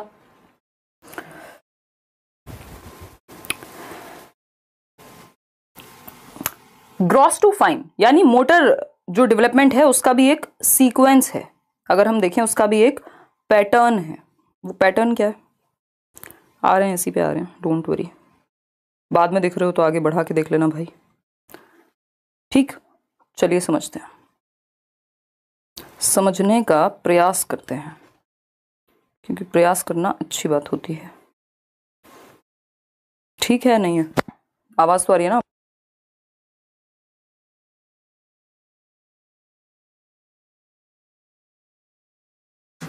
देखिए, अगर हम बात करते हैं किस चीज की, ग्रॉस और फाइन मोटर स्किल्स की। आज मैं कमेंट्स अवॉइड कर रही हूं, पहले इस पे फोकस करेंगे। तो मोटर डेवलपमेंट में दो प्रकार के डेवलपमेंट होते हैं, वो होते हैं ग्रॉस मोटर डेवलपमेंट या ग्रॉस मोटर स्किल्स और फाइन मोटर स्किल्स। ग्रॉस का मतलब ये होता है स्थूल, और फाइन का मोटर है सूक्ष्म, ठीक। ये दोनों क्या है, स्थूल गतिक कौशल। विकास कैसे चलेगा आपका, ग्रॉस से फाइन की तरफ जाएगा, है ना, जिसको सिंपल टू कॉम्प्लेक्स कह सकते हो, जनरल टू स्पेसिफिक भी कह सकते हो, कि बच्चा पहले जनरल एक्टिविटीज करता है, सामान्य गतिविधि करेगा, बाद में स्पेसिफिक, यानी स्पेसिफिक को हम कहेंगे विशिष्ट गतिविधियां करेगा। रोएगा भी बच्चा तो पूरी बॉडी से रोएगा बचपन में, जब वो छोटा होगा धीरे धीरे उसको पता है यार आंसू पोंछ के काम चल जाता है, ठीक। तो ग्रॉस मोटर स्किल्स क्या है, ग्रॉस मोटर स्किल्स हैं आपकी जिनमें बड़ी मांसपेशियों का प्रयोग हो, जैसे आपकी आर्म्स की मसल है, आपकी बाहों की, भुजाओं की, है ना, हाथ ऊपर नीचे कर रहे हैं, पीटी कर रहे हैं स्कूल में, ये क्या है, ग्रॉस मोटर स्किल्स का उदाहरण है, ठीक है। आप वॉक कर रहे हैं, मॉर्निंग वॉक ऐसे ऐसे करके, ठीक। लेग्स की मसल्स, आर्म्स और लेग्स की, यानी जो आपके शरीर की बड़ी मसल्स हैं, बड़ी मांसपेशियां हैं, उनका प्रयोग कहां होगा, उनका प्रयोग होगा ग्रॉस मोटर स्किल्स में आएगा, यानी बड़ी मांसपेशियां। स्थूल का मतलब ये भारी, बड़ा, ठीक है जी। फाइन क्या है, फाइन मतलब सूक्ष्म गतिक कौशल, छोटे छोटे, फाइन मोटर स्किल्स, छोटी मसल्स का कोऑर्डिनेशन, छोटी छोटी मसल्स, मांसपेशियों का कोऑर्डिनेशन। छोटी मसल्स कहां पाई जाएंगी, आंखों में पाई जाएंगी, हाथों की उंगलियों में पाई जाएंगी, ठीक है ना। तो आंखों की मांसपेशियां या हाथ की मसल्स, जैसे कि आपका लिखना, आंखों की मांसपेशियों से क्या करेंगे आप, आंखों का कोऑर्डिनेशन बना करके लिख रहे हैं कुछ, हाथों की मसल्स का कोऑर्डिनेशन बना करके लिख रहे हैं कुछ, काजल लगा रहे हैं मान लीजिए, ठीक है ना। ग्रॉस टू फाइन चलता है जो डेवलपमेंट है, वो सिंपल टू कॉम्प्लेक्स या जनरल टू स्पेसिफिक भी आप इसको लिख सकते हैं, पेपर में पूछा हुआ है उस तरह से भी। यहाँ पे अगर आप देखेंगे ग्रॉस मोटर में आपका जो उदाहरण है वो आ जाएगा दौड़ना भागना, फाइन मोटर में लिखना, ड्राइंग करना, पेंटिंग करना, ये सब आ जाएगा। ये आप यहाँ चित्र में देख सकते हैं। वैसे हमने कोशिश की आज के सेशन को बिल्कुल ब्लैक एंड व्हाइट रखें, ठीक है जी। बहुत ही बढ़िया, बहुत ही बढ़िया। कोई कह रहा है गेंद फेंकना किस में आएगा? डिपेंड करता है कि हम फोकस किस चीज पे कर रहे हैं। अगर सिर्फ फिंगर्स का यूज करके जो उसका स्विंग है वो फाइन में आ सकता है, जनरली ग्रॉस में आएगा। अगर आप उसको एक उत्तर की तरफ जाएंगे तो जनरल जो उसका आंसर होगा वो आएगा ग्रॉस में। लेकिन जब आप स्विंग कर रहे हैं तो वहां आप फिंगर्स की मसल्स का यूज कर रहे हैं तो उसमें वो फाइन में चला जाएगा। तो डिपेंड करता है कि डायरेक्ट क्वेश्चन क्या है। डायरेक्ट अगर सिर्फ सिंपल इतना ही पूछा गेंद फेंकना तो आप ग्रॉस में डाल सकते हैं उसको। देखिएगा, अगर हम बात करते हैं ग्रॉस मोटर स्किल्स की, सूक्ष्म गतिक कौशल की या स्थूल गतिक कौशल यानी ग्रॉस मोटर स्किल्स, आप देख रहे हैं व्यक्ति, ये भैया जी दौड़ के जा रहे हैं कहीं, है ना, एकदम पेट वेट इन्होंने अंदर कर लिया, इतनी दौड़ लगाई है। तो दौड़ने में कौन सी मसल्स का ज्यादा प्रयोग होता है? आपकी टांगों की मसल्स और आपकी बाहों की मसल्स, यानी आर्म्स और लेग्स की मसल्स, जो बड़ी मसल्स हैं, है ना। आप देखेंगे लेंथ में आपकी लेग्स, थाई मसल ही होती है ना सबसे बड़ी, तो लेग्स और आर्म्स की जो मसल्स हैं, जो बड़ी मांसपेशियां हैं, उनका प्रयोग, उनका कोऑर्डिनेशन, उनका समन्वयन ग्रॉस मोटर स्किल्स के अंदर आता है। घुटनों के बल चलना, यानी आप जब बचपन में क्रॉल करना सीखते हैं, घिसट घिसट के चल रहे हैं, ठीक, तो ये क्रॉलिंग में क्या हो रहा है, आपकी आर्म्स और आपके लेग्स में यहाँ पे नहीं दिखा पाऊंगी, उछलना पड़ेगा, ठीक, तो वो यूज हो रही हैं। खड़े होकर चलना, अगेन आप जब वॉक कर पा रहे हैं, मैं यहाँ लिख भी देती हूँ इनको, वॉकिंग, क्रॉलिंग कह सकते हैं यहाँ पे, घिसट के चलने को। दौड़ना और कूदना यानी रनिंग और जंपिंग। भाई जब आप दौड़ लगाते हैं, जंप कर रहे हैं, तब भी तो आप अपनी बड़ी मांसपेशियों का ही प्रयोग कर रहे हैं, जंपिंग यहाँ लिखा हुआ है। अगर आप फाइन मोटर स्किल्स की बात करेंगे, सूक्ष्म गतिक कौशल की बात करेंगे, तो उंगली यानी आपकी जो फिंगर्स हैं और अंगूठे के जरिए कुछ उठाना।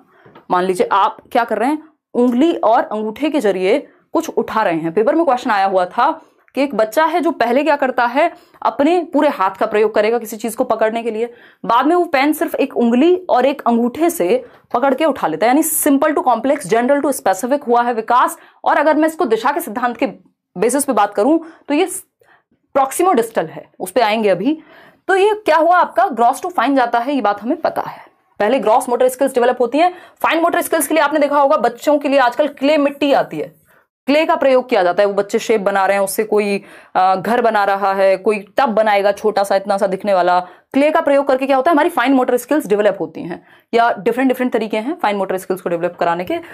ग्रॉस मोटर में तो आप दौड़ना भागना बेसिक एक्टिविटीज करते हैं, तो उंगली और अंगूठे के जरिए कुछ उठाना किसका एग्जाम्पल हुआ, फाइन मोटर स्किल्स का। रेत में पैरों की उंगलियां घुमाना, ऐसे रेत में डाल के आप गोवा में बैठे हुए हैं बीच पे, ठीक। ड्राइंग अगर हम बात करें तो ड्रॉ कर रहे हैं, अगर आप कुछ ड्राइंग करेंगे तो बहुत ही सूक्ष्म समन्वय चाहिए, कोऑर्डिनेशन चाहिए आपकी फिंगर्स की मसल्स में, अदरवाइज थोड़ा सा भी इधर उधर बनाएंगे कुछ का कुछ बन जाएगा। पेंट कर रहे हैं आप, पेंटिंग बना रहे हैं किसी की, है ना, मोनालिसा मत बनाइएगा। फिर आएंगे राइटिंग पे, क्योंकि वो कोई और बना चुका होगा। राइटिंग यानी जब आप लिखते हैं तभी आप देखते हैं बच्चा चलना फिरना पहले शुरू कर देता है और बाद में वो पेन पकड़ना या लिखना सीखता है, ड्राइंग करना सीखता है। क्यों? क्योंकि ग्रॉस टू फाइन जाता है, स्थूल गतिक से सूक्ष्म गतिक कौशल की तरफ जाएगा विकास। काजल लगाना, ये आप सभी का बहुत ही फेवरेट उदाहरण है। और आप सभी का किस लिए कह रही हूँ, क्योंकि हमारे जो 60% लर्नर्स हैं वो फीमेल्स हैं, ठीक। तो ये जो काजल लगाना है, आई लाइनर लगाना है, ये क्या है, फाइन मोटर स्किल्स है। जिन लोगों को शौक होगा, मैं तो खुद से नहीं लगा पाऊंगी, एक आध बार जीवन में शायद लगाया होगा शादी वादी में जाने पे, वो भी आसपास के जो पीयर प्रेशर में, है ना, सिस्टर हैं, फ्रेंड्स हैं, तो वो उन्हीं का काम होता है। और वो बहुत ही, मुझे इतनी डांट पड़ी है कि मैंने ये एग्जाम्पल में डाल दिया है, स्पेशली दीदी से। अब वो क्या होता है, मुझे बिल्कुल रत्ती भर की आदत नहीं है, तो वो कहीं आंखें मत झपका लियो बस, और बहुत ही पूरे ध्यान से चल रहा है, हल्का सा भी इधर उधर हुआ तो आप कुछ और बन जाएंगे, है ना। तो काजल लगाना या आईलाइनर लगाना क्या, किसका उदाहरण है? या सिलाई करना, बुनाई करना, कढ़ाई करना, ये किसका उदाहरण है? फाइन मोटर स्किल्स का उदाहरण है, ठीक। अब ये तो आपको याद रहेगा ये एटलीस्ट, क्लियर है? देखिएगा, तो ये एक बेसिक सी बात हुई। तो हम देख रहे हैं कि जो राइटिंग है, ड्राइंग है, पेंटिंग है, जो भी हाथ और आंख की मसल्स का प्रयोग करके, हम छोटी मसल्स का प्रयोग करके जो भी काम कर रहे हैं, वो फाइन मोटर स्किल्स का उदाहरण है। निटिंग, वही बुनाई, कढ़ाई बुनाई, सब इसी में आ जाएगा। अब आते हैं कॉग्निटिव डेवलपमेंट पे। ये हमने शारीरिक विकास पढ़ा है अभी इतनी देर में, जिसको हम फिजिकल डेवलपमेंट करें, शरीर का दौड़ना भागना, ये सारी चीजें। और हाँ, कह सकते हैं ऐसे कि वूम टू मैचुरेशन तक हम कह सकते हैं। देखिएगा ग्रोथ की अगर बात करें, कॉग्निटिव डेवलपमेंट दूसरा प्रकार पीसीएसई, याद रखिए पीसीएसई में हम पी डिस्कस कर चुके हैं, फिजिकल डेवलपमेंट, जिसमें हमने मोटर डेवलपमेंट डिस्कस किया, जिसमें आपका ग्रॉस और फाइन मोटर स्किल्स पढ़ा हमने। अब हम कॉग्निटिव डेवलपमेंट पढ़ेंगे, इसी सीक्वेंस में पढ़ेंगे बिल्कुल। संज्ञानात्मक विकास कहते हैं इसको हिंदी में। ज्ञान आप सभी समझते हैं, और संज्ञान मतलब आपकी जितनी भी क्षमताएं हैं जिनके द्वारा ज्ञान बनाया जाएगा।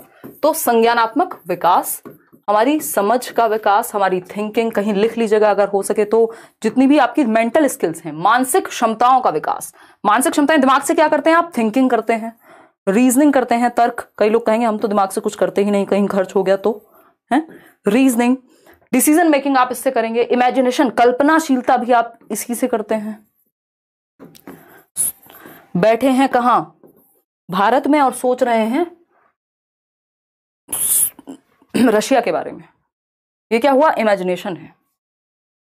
तो संज्ञानात्मक और भी दुनिया भर की चीजें हैं। मेमोरी, आपकी स्मृति जो है, आपका परसेप्शन। परसेप्शन क्या है? हमारे 5 सेंसेस जब चीजों, दुनिया की इंफॉर्मेशन हमारे ब्रेन तक पहुंचाते हैं, सुन करके, टच करके, फील करके, वो एक परसेप्शन क्रिएट करते हैं। बोला जाता है ना, first impression is the last impression. वो परसेप्शन की कहानी है कि लगभग 6 सेकंड के अंदर अंदर हम पहला इंप्रेशन क्रिएट कर लेते हैं किसी के बारे में, या परसेप्शन अगर हम कहें तो। Thinking, reasoning, memory, imagination, perception, attention, memory, decision making, problem solving, जितनी भी चीजें दिमाग से होती हैं वो सब यही आएंगी। ठीक, तो संज्ञानात्मक विकास यानी आपके दिमाग के पीसेस जो हैं वो एक साथ आ रहे हैं, आप दुनिया की समझ बना रहे हैं। संज्ञानात्मक पक्ष में विकास से अर्थ मानसिक क्षमताओं, मेंटल स्किल्स का development. To the point question DSSB से लेके सीटेट से लेके हर जगह आता है, और इसी के बारे में पियाजे ने अपनी थियरी दी है, वाइगोस्की ने अपनी थियरी दी है, ब्रूनर ने अपनी थियरी दी है। इनको हम कल पढ़ने वाले पियाजे को। आज हम इंटेलिजेंस की जितनी भी थियरीज हैं उनको कर लेंगे, और भी कुछ कुछ चीजें हैं। तो मेंटल स्किल्स यानी मानसिक क्षमताओं का विकसित होना। संज्ञान का अर्थ दिमाग से, इंटेलेक्चुअल डेवलपमेंट भी कह देते हैं कई लोग इसको, जैसे सोचना यानी थिंकिंग, तर्क करना यानी रीजनिंग, कल्पना यानी इमेजिनेशन, मेमोरी यानी मेमोरी ही होती है स्मृति, भाषा विकास भी इसी से जुड़ा हुआ है, याद रखिएगा। लैंग्वेज डेवलपमेंट किससे जुड़ा हुआ है? इसी से जुड़ा हुआ है, संज्ञान से ही। भाषा कहां से? दिमाग से बोल रहे हो ना, हाथों में तो भाषा नहीं होगी, बोलने वाली तो एटलीस्ट नहीं होगी। तो लैंग्वेज का डेवलपमेंट कॉग्निशन से जुड़ा हुआ है। ठीक, अब ब्रेन के भी 2 हेमिस्फेयर होते हैं, 2 हिस्से हैं अगर हम देखें। एक है लेफ्ट ब्रेन और दूसरा है राइट ब्रेन।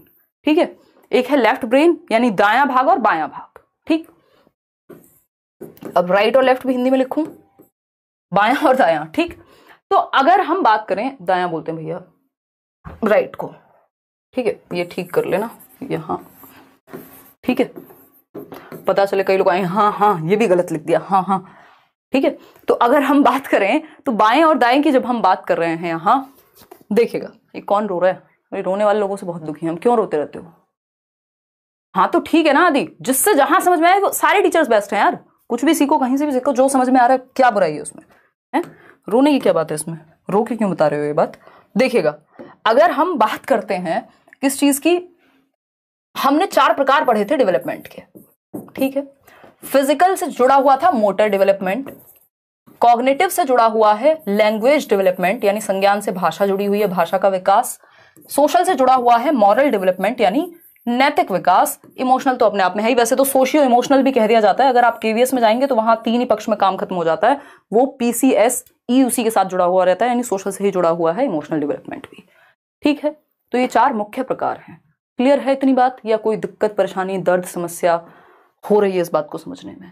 शारीरिक विकास से गत्यात्मक विकास, संज्ञानात्मक विकास से भाषिक विकास, सोशल डेवलपमेंट से यानी सामाजिक से मॉरल्स की क्यों जरूरत पड़ रही है, सही और गलत के सिद्धांतों की जरूरत क्यों पड़ रही है? क्योंकि समाज है। अगर आप अकेले जंगल में रह रहे होते, कोई सोसाइटी नहीं, कोई मॉरल्स नहीं, सब सही है सब गलत है, किसको फर्क पड़ रहा है? ठीक है ना। जानवरों में तो नहीं होता होगा सच मॉरल डेवलपमेंट की, उनको नैतिक शिक्षा दी जाती होगी, है ना, ऐसा नहीं होता ना। तो इमोशनल यानी सामूहिक विकास। क्लियर है बात? अब राइट ब्रेन के 2 हिस्सों में हमने ब्रेन को डिवाइड कर लिया, ब्रेन के 2 हेमिस्फेयर बना लिए, उसमें एक है लेफ्ट ब्रेन और दूसरा है राइट ब्रेन, ठीक, बायां और दायां भाग। लेफ्ट ब्रेन लॉजिकल होता है, L for logic, L for left, यानी तर्कपूर्ण जो आपका मस्तिष्क का हिस्सा है वो है लेफ्ट ब्रेन। अगर चॉम्स्की के अकॉर्डिंग LAD होगा, लैंग्वेज एक्विजिशन डिवाइस होगा, जिसको हम भाषा अर्जन यंत्र कहते हैं। जब हम लैंग्वेज चैप्टर पढ़ेंगे उसमें अच्छे से करेंगे ये चीज। तो भाषा अर्जन यंत्र अगर कहीं होता होगा, हालांकि वो हाइपोथेटिकल है, तो वो लेफ्ट ब्रेन में ही पाया जाएगा। उसका रीजन क्या हुआ? क्योंकि लॉजिक जो है, भाषा जो है, साइंस, गणित, लैंग्वेज, ये सब आपके लेफ्ट ब्रेन में होता है। अपना लेफ्ट ब्रेन देख लीजिएगा, ठीक है कि नहीं, ठीक है ना। तो लेफ्ट ब्रेन लॉजिक से संबंधित है। जिनका गणित अच्छा है, जिनकी लैंग्वेज अच्छी है, जिनका साइंस पे पकड़ अच्छी है, जितने भी लॉजिक वाले विषय हैं, चाहे वो फिलॉसफी ही क्यों ना हो, वो सब लेफ्ट ब्रेन में आएंगे। राइट ब्रेन क्या है? क्रिएटिविटी यानी रचनात्मकता से जुड़ा हुआ है, जैसे कि ड्राइंग, पेंटिंग, म्यूजिक, डांस, जितनी भी क्रिएटिव एक्टिविटीज हैं। और जब बचपन में हमारी कोशिश तो ये रहनी चाहिए कि हम दोनों ही तरह के ब्रेन पे फोकस करें, बट राइट ब्रेन पे स्पेशली हम फोकस कर पाए, यदि क्रिएटिविटी को भी और एनहेंस कर पाए। कई स्कूल्स भी हैं जो एजुकेशन देते हैं, राइट ब्रेन क्लासेस दी जाती हैं वहां बचपन में ही, ताकि बच्चे की क्रिएटिविटी बेहतर हो। बाकी लॉजिक के लिए तो हम पढ़ते ही हैं। चलिए आगे बढ़ते हैं, सोशल डेवलपमेंट पे चलते हैं, सामाजिक विकास। अब मुझे एसी ऑन ही करना पड़ेगा, मैंने शर्ट इसलिए पहनी थी ताकि एसी ना चलाना पड़े, क्योंकि सर्दी का मौसम है और तबीयत खराब होने के चांसेस बढ़ जाते हैं। फिर देखिएगा, फटाफट से बताइएगा, सोशल डेवलपमेंट। आप सभी जैसे 32,000 लोग मान लीजिए यहाँ जुड़े हुए हैं, तो समाज बन गया ये अपने आप में एक छोटा सा। तो यहाँ के भी कुछ रूल होंगे, कुछ नियम, कायदे, कानून होंगे कि भैया चैट में ऐसे बिहेव करना एक ठीक बात होती है। अगर आप गलत बिहेव करेंगे, आपको 4 लोग खुद ही बोल देंगे, है ना। हाँ, बहुत बढ़िया अक्षय। तो अगर हम बात करें यहाँ पर किस चीज की, कि जो समाज जहां पे भी 4 लोग हैं वहां एक समाज है, और वहां एक क्लियर डिमार्केशन है, यानी प्रदर्शन है कि क्या चीजें करना वांछित होता है, डिजायरेबल होता है, कौन सी चीजें अवांछित होती हैं, या हम कहें अनडिजायरेबल हैं, रेस्ट्रिक्टेड हैं। तो समाज के अपने कुछ नियम, कायदे, कानून, तौर तरीके हैं, और कैसे आप समाज में रहना सीखते हैं, यही सामाजिक विकास है। बहुत महत्वपूर्ण है। हर जगह पे क्वेश्चन मिलेगा आपको सामाजिक विकास से। कोई पेपर देने चले जाइए आप पूरे देश में, जिसमें भी टीचिंग एग्जाम की बात हो, ऐसा नहीं है आप दे रहे हैं कहीं गणित का पेपर, आप एसएससी सीजीएल में चले गए और वहां मैथ्स लिख रहे हैं, कह रहे जी सोशलाइजेशन का तो क्वेश्चन नहीं आया, है ना। वो वाली बात नहीं करनी है, लॉजिकल।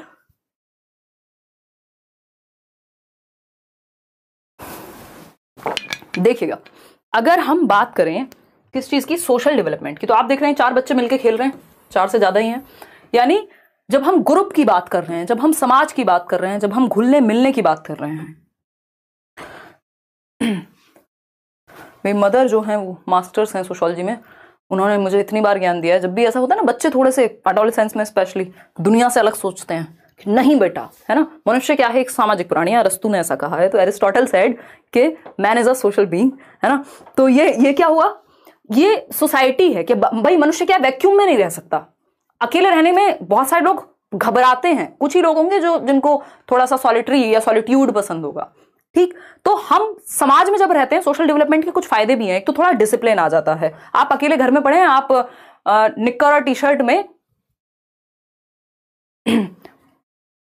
टाइकून क्या है वो वर्ड जो है, वो कौन सा गाना है, तो तूफान बन के रहते हैं अपने घर में, अकेले पड़े हुए हैं, घर में पूरा सामान जो है वो फैला हुआ है, खाना जहां खाया वहीं छोड़ दिया, जो भी किया पूरा फैल के रह रहे हैं आप। लेकिन वहीं अगर 2 लोग घर में आ रहे हो, तो आप क्या करेंगे, तुरंत से तमीज में आ जाएंगे, है ना। कपड़े ठीक से पहन लेंगे, थोड़ा मुंह धो लेंगे, वो सामान साइड कर देंगे, ठीक है ना। तो इससे क्या होता है, डिसिप्लिन भी आता है सोशल डेवलपमेंट से, हमारी हैप्पीनेस भी इंक्रीज होती है। आप अकेले बैठे हैं, 4 दोस्तों में बकवास करके आइए, अच्छा लगने लग जाएगा आपको, है ना। गपबाजी कर लीजिए, कुछ नहीं है तो जिसको आजकल बिचिंग कहते हैं ना, ऐसे ही फालतू फालतू बुराइयां करके 4 जो कि बहन 4 बातें चल रही हैं एक ग्रुप में। अब मैं इसमें ये तो नहीं कहूंगी सिर्फ फीमेल्स में चलती हैं, बट आपने देखा होगा ऐसे गली मोहल्ले में आंटियां बैठी हुई हैं, और वो जनरली मेल्स भी करते ही होंगे, है ना। और फिर सारी दुनिया की बातें करके फिर कहो अंत में कि हमें क्या लेना, किसी का क्या चल रहा है, हमें क्या मतलब है। ऐसे शादी में खाना खाते हुए सारी दुनिया की बात कर लो, पूरा देश डिस्कस कर लो, और बाद में कहो कि हमें क्या लेना देना, हम क्यों किसी के बारे में बात करें, है ना। ये सोशल डेवलपमेंट है, लोगों की हैप्पीनेस इंडेक्स बेहतर होता है। हालांकि इसको अच्छा नहीं कहेंगे, बट ये क्या हुआ, हैप्पीनेस आपकी बेहतर होती है सोशल डेवलपमेंट यदि हो, या सोसाइटी में जब व्यक्ति रहता है। तो man is a social being, मनुष्य एक सामाजिक प्राणी है, उसको समाज में अच्छा लगता है, ग्रुप में अच्छा लगता है, सेंस ऑफ बिलोंगिंगनेस आती है, और क्या है, डिसिप्लिन आता है। आप जैसे आप 4 लोगों में बात करते हैं, वैसे आप अकेले में या 2 दोस्तों में बात नहीं करते। तो समाज की वजह से डिसिप्लिन भी कई बार हमारे अंदर आता है, और हैप्पीनेस भी हमारी इंक्रीज होती है। बहुत सारे इसके अलग अलग रीजंस हैं। तो समाज के अंतर्गत निहित नियमों का अनुपालन, और आंख बंद करके अनुपालन नहीं है कि जो समाज में चल रहा है हर बात को मान लेना सोशल डेवलपमेंट नहीं है, फिर तो चेंज नहीं आ पाएगा। तो आप क्या अडेप्ट कर रहे हैं, इंस्टॉल कर रहे हैं कुछ वैल्यूज, समाज में रहने के जो तौर तरीके हैं वो एक्वायर कर रहे हैं, उसी को सोशल डेवलपमेंट एक प्रक्रिया है जिसके थ्रू आप social rules, norms, regulations, values को एक्वायर करते हैं कि किस समाज में कौन सी चीजें अपेक्षित है, ठीक है ना। चलिएगा, तो the process of learning, adapting and installing या internalising the values, norms and socially approved ways of behaviour is known as socialisation. Socialisation is a life long process starting from infancy to death. ये बात थोड़ा सा ध्यान में रखिएगा, अभी हम स्टेजेस ऑफ डेवलपमेंट पढ़ने वाले हैं, इसके बाद फिर समझेंगे. ठीक है, अगर हम बात करें इन्फेंसी की, तो शैशवा अवस्था जब हम कह रहे हैं, इन्फेंसी टू डेथ की बात कर रहे हैं, हम मृत्यु की बात कर रहे हैं. ठीक, ये गर्भ से शुरू नहीं हो रहा, ये वूम टू टूम्ब नहीं है, जन्म से शुरू होता है. बच्चा पैदा हुआ, दादी नानी चाची जो भी आसपास हैं, जो भी लोग मिलने आ रहे हैं उससे बातें कर रहे हैं, अरे अरे कितना प्यारा है. अब उसको समझ में नहीं आ रहा, लेकिन सोशलाइजेशन वहीं से शुरू हो गया. तो इन्फेंसी से, जन्म से ही शुरू हो जाता है कहीं ना कहीं, और डेथ तक चलता है. आप नए नए समाज में, समाज बदलता रहता है समय के साथ, और आप नए नए नियम कायदे कानून तौर तरीके सीखते जाते हैं. सही है कि नहीं है, ये बता दीजिए बस, है ना. बिल्कुल. तो इन्फेंसी से डेथ तक चलेगा, और अलग अलग स्टेज में अलग अलग चीजें आप सीखते रहते हैं. एक क्वेश्चन आता है कि व्यक्ति जो है वो एक एक्टिव मेंबर कब बनेगा ग्रुप का, तो वो एडोलेसेंस है, यानी 12 से 18 वर्ष. और अगर हम कहें वो ग्रुप में जाना या शुरू कब करता है एक्टिवली पार्टिसिपेट करना, तो वो होती है अर्ली चाइल्डहुड. तो दोनों चीजों में अंतर है, हालांकि हम आएंगे आगे समझेंगे. अब आता है इमोशनल डेवलपमेंट, आखिरी प्रकार है, फिर हम कुछ और पढ़ेंगे. इमोशनल यानी संवेग, सामवेगिक विकास. एक व्यक्ति है रेथस, वो कहते हैं इमोशंस कलर आर लाइव्स, यानी जो इमोशंस हैं, जो संवेग हैं, वो हमारे जीवन में रंग भरते हैं. मान लीजिए आप में कोई इमोशंस है ही नहीं, यानी इमोशन ही नहीं है, कोई सिंगल इमोशन नहीं है, आप एक रोबोट हो जाएंगे, है ना. चिट्टी में भी इमोशंस आ गए थे, तब जाके मजा आया था मूवी देखने में. अगर उसमें इमोशंस ही ना होते तो फिर तो मूवी ऐसी ही चलती रहती, बिल्कुल कलरलेस, है ना, क्या ही फर्क पड़ रहा था फिर. लेकिन संवेग जो है वो रंग भरते हैं जीवन में. अब आप देख रहे हैं बच्चा पहले दिन रो रहा है, बाद में नहीं रोएगा. ठीक है, तो ये क्या है, इमोशनल डेवलपमेंट है. हमारे अंदर इमोशंस हैं और उनका डेवलपमेंट, उनको बेहतर करना. रेथस के अनुसार ये बात हम कर चुके हैं. Emotional development is about knowing and managing your own emotions, यानी आप अपने इमोशंस के प्रति अवेयर हैं कि नहीं, आप जागरूक हैं कि नहीं, आपको महसूस कैसा हो रहा है आपको यही नहीं पता, है ना. और मैनेज करना उनको जानते हैं कि नहीं. हर जगह तो आप नहीं रो सकते ना, तो ये क्या हुआ, या रो भी सकते हो तो चलो, रोना कोई बुरी बात नहीं है, बट आप इमोशंस मैनेज करना सीख लेते हैं सिचुएशन में. यही इमोशनल डेवलपमेंट है, यही इमोशनल डेवलपमेंट है. Emotions and cognition are interrelated, ये अपने आप में एक टॉपिक है, इसको भी पढ़ेंगे. 1 नंबर में आता ही है, हमेशा आता है. संज्ञान और संवेग क्या है, इंटर रिलेटेड हैं. अगर एक लाइन में पढ़ना है तो उसको ऐसे याद रख लीजिएगा, अंतः संबंधित हैं, बाय डायरेक्शनल रिलेशनशिप होता है इनका, अंतः संबंधित हैं. अगर मैं बात करूं किसकी, संज्ञान और संवेग की. ठीक है, कॉग्निशन और इमोशन की यदि मैं बात करूं तो ये इनका जो रिलेशनशिप है वो बाय डायरेक्शनल है. ये वर्ड ध्यान रखिएगा, पेडागोजी वर्ड्स का खेल है, बहुत घुमाता है ना. बाय डायरेक्शनल यानी द्विदिशीय, यानी एक दूसरे को प्रभावित करते हैं. यूनी डायरेक्शनल नहीं है, याद रखिएगा. यूनी का मतलब होता है सिंपल, सॉरी सिंगल, सिंगल नहीं है कि प्रभावित ही नहीं करते, अलग अलग डायरेक्शन में जाते हैं. बाय मतलब एक दूसरे को प्रभावित करते हैं.